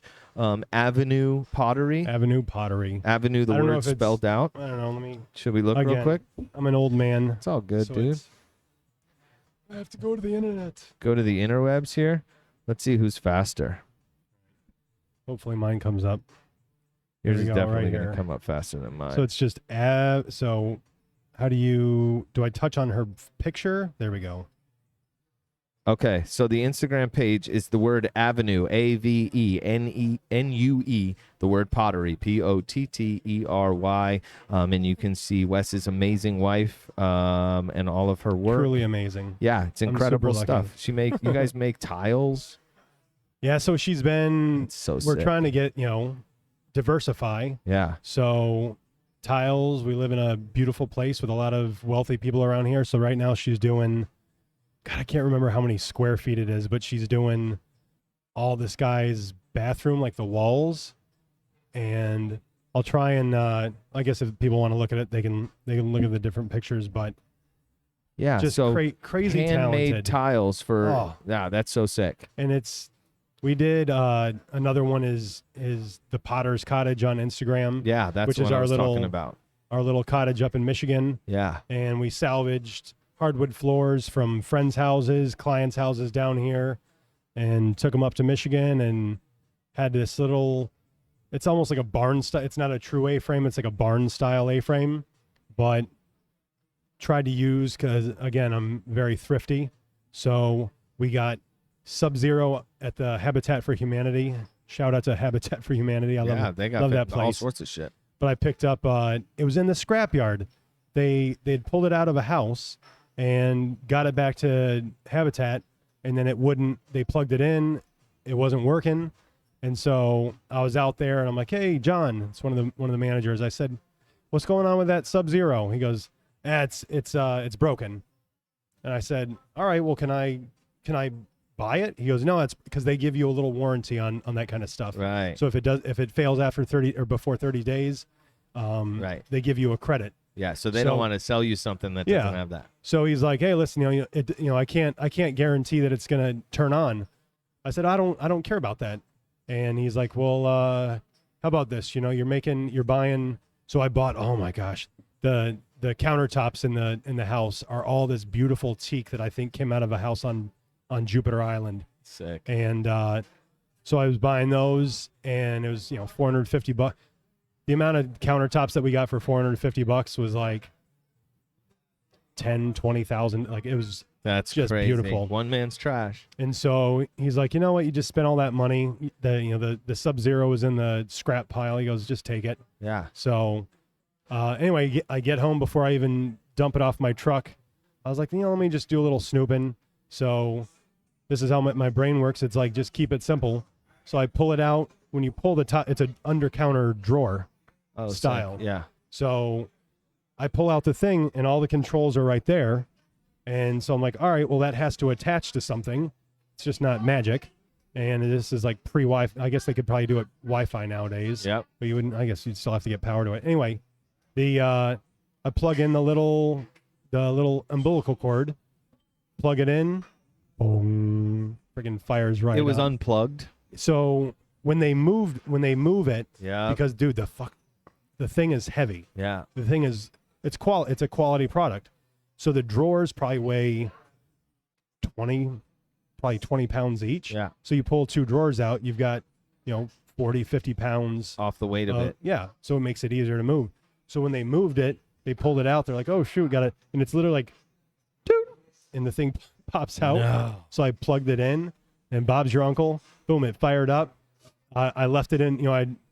I'm not a redneck, and I live in a nice neighborhood, but I just like run the extension cord across the road and in the back of my truck, and people just drive over it, and they're like, "Oh, it's just Wes." Right. But so I come out it fired up, and I'm like, "Oh, I don't know if it's gonna get cold enough." Right. And this was a fridge. So they're both rocking, 36 degrees, 40 degrees, whatever it was. How sick is and that? I was like, "Fuck yeah." How So sick is that? then fast forward. So now I've got one. I'm like, because what we wanted to do is where the refrigerator was in the house originally, it was blocking a big, you saw the windows. Oh, yeah. Yeah. One whole side of the house is just windows. Just windows. It's beautiful. So it was blocking Jeez, you're trying to get us fucked up. Speaking of SETI juice, you don't have to drink the whole thing, man. All right. Bula, brother. This Thanks, is our Danielle. SETI Bula. juice. This is red and white kratom powder in a passion fruit juice. It's delicious. We have them here at the bar. Come check them out. I'm just drinking half. I've had enough kratom. Yeah. Yeah, So, bula. Bula. So you want to move the fridge? So I want to move the fridge because I want that to be. I'm looking into the backyard, and it's this little cabin is in the woods. Like the trees are 50, 60, 70, 80 feet tall.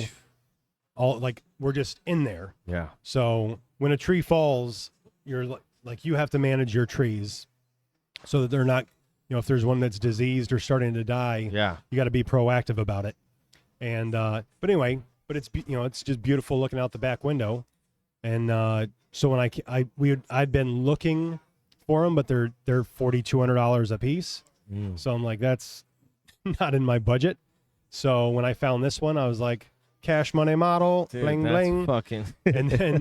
and then so a friend of mine, Tony, he does what I do over on Palm Beach. He's grew up over there, and so the same way he got one, and it was in his storage facility, and I was going over there to buy a Trek bike for one of the girls. It was like a brand new bike, and the price was right, $75 for a nice little sick little bike. That's dope. And it had a built-in plastic basket in the front, which for the girls that they want to put their Barbies and Their little stuffed animals anyway. and shit. Yeah, it was like white tires, like brand new white tires. Let's say. And so I was going over to check the bike out, and I see in the back, I'm like, dude, is that a little Sub-Zero under counter setup? And he's like, yeah. I'm like, well, does it work? He's like, no. He goes, I thought it worked. He's like, but when we got over here, it didn't work. And part of me is like, oh, should I tell him like what it is? And so he goes, it's been sitting there for 6 months, a year, whatever it was. He's like, dude, if you buy the bike, I'll give you the thing. He goes, I don't really care. And so I was like, all right. So before I even left, so then my other buddy, Tony, is a painter. If you need any car painting, Oh, sick. come to me. He's I might want to friggin' paint that 3-wheel bike. Yeah. Yeah. I look real good today. Yeah. Chris. So anyway, so he so I don't even move it. I plug the little umbilical cord in, plug it in his it's not he stores stuff there, but dude, the place is sick. You know where it is like Flamingo, right? Do you know where the green school is? It's not there. It's not open anymore, right? No, it's where the art thing. do you know where is? like Grotto is? No. Anyway, Yeah. it's like a stone's throw from here. Sick. Anyway, it's so I plug it in, fires right up, and this one is a refrigerator freezer with an ice maker. Nice. So I was like, dude, I'm rounding out my freaking. So now I've got $8,400 worth of refrigerators, for essentially, I'll say I bought the refrigerator for $75 and got the bike for free. These are the benefits of being thrifty. Dude, well, that's the thing that our friends are always like, how do you guys do how do you guys do this? Because they make a shitload more money than I do. Right. But, we're thrifty. Yep. And ingenuitive. Yeah, ingenuitive. Ingenuitive. But we're creative, and we stretch our dollars. But again, I didn't have to pay for flooring. I had to go in labor. I'd go over. Our friend's house part of it was getting demolished, and so before they fully demoed it, I went over there after hours, and from like 9 till 3 in the morning, cutting the. So when you're pulling wood floors up, Yeah. you can either muscle it and pull it out and then cut the nails afterward. Have you ever seen old school flooring nail? It's a cut nail. It's kind of like a I think so. shaped like that. Yeah. Anyway, they get pounded out of the nailer, the floor nailers. Right. But what I learned is I could pry it, and then I could take my grinder, my 4-inch or 5-inch grinder, and it's taking like 4.5 inches, and then plunge cut, and then just cut the nail in place. So then I don't have to take it out. I can stack it. Like, it's the smarter way to do it. Yeah. I did not do that the first room. I learned through trial and error, but saved those and used those in our upstairs, which Jillian, our friend Jillian, was just ecstatic that part of her house was not going, into a landfill. It's going to Right. get reused and loved. That's amazing. I You use- you guys have to see it. It's Potter's Cottage. Yeah, it's the Potter. I think it's Potters_Cottage. Yeah. Is that right? Does that sound right? Yeah. Again, that's I think, underscore. That's a newfangled technology I term. I had no idea. Danielle had to like point that out. I think she goes, "Oh no, it's underscore," and it's so funny. It doesn't come. There it is. Potters_Cottage. Yeah. And you can see all the work that they did. This fucking cottage is incredible. But it highlights your talents, man. But it was a labor of love, and it's Yeah. a lot of blood, sweat, and tears. And it was a month straight of get up in the morning, get all your stuff done, work till 2 a.m. My buddies were not happy with me up in Michigan. They're like, "Come on, just come to the beach. Just come and hang out. Let's go boarding." Did I show you the videos of one of my favorite things to do in Michigan? Yeah, on the surfboard behind the boat, the dinghy. Oh man, It's fucking awesome. a little 11 foot rigid inflatable with a 15 horse motor Hey, fucking, if there's a will, there's a way. pulling my 200 pounds. That's sick, dude. Pound fat Well, ass. I have to pee like a racehorse. Right on. This I'll need to is eat coming these up chicken on wings. the longest I've done, second longest we've done, Sweet. and it felt like it was 20 minutes. It's just easy to talk to you, bud. Appreciate you very much. I want to come back one of these. I'm gonna tell you how I want to come back. How? I don't want to tell you here Oh, okay. because I don't want to give it away. All right, no problem. Yeah, we'll have you back on for a follow up. Sweet. Cool. All right, on. Wes, I appreciate you very much, Thanks, brother. Blake. Yeah, thank you. Thank you, guys. Thanks for being a fly on the wall during this conversation. If you like what you heard, like, comment, subscribe, do all the things, click all the buttons. But most importantly, we will see you next time, live from Hakuna. We out.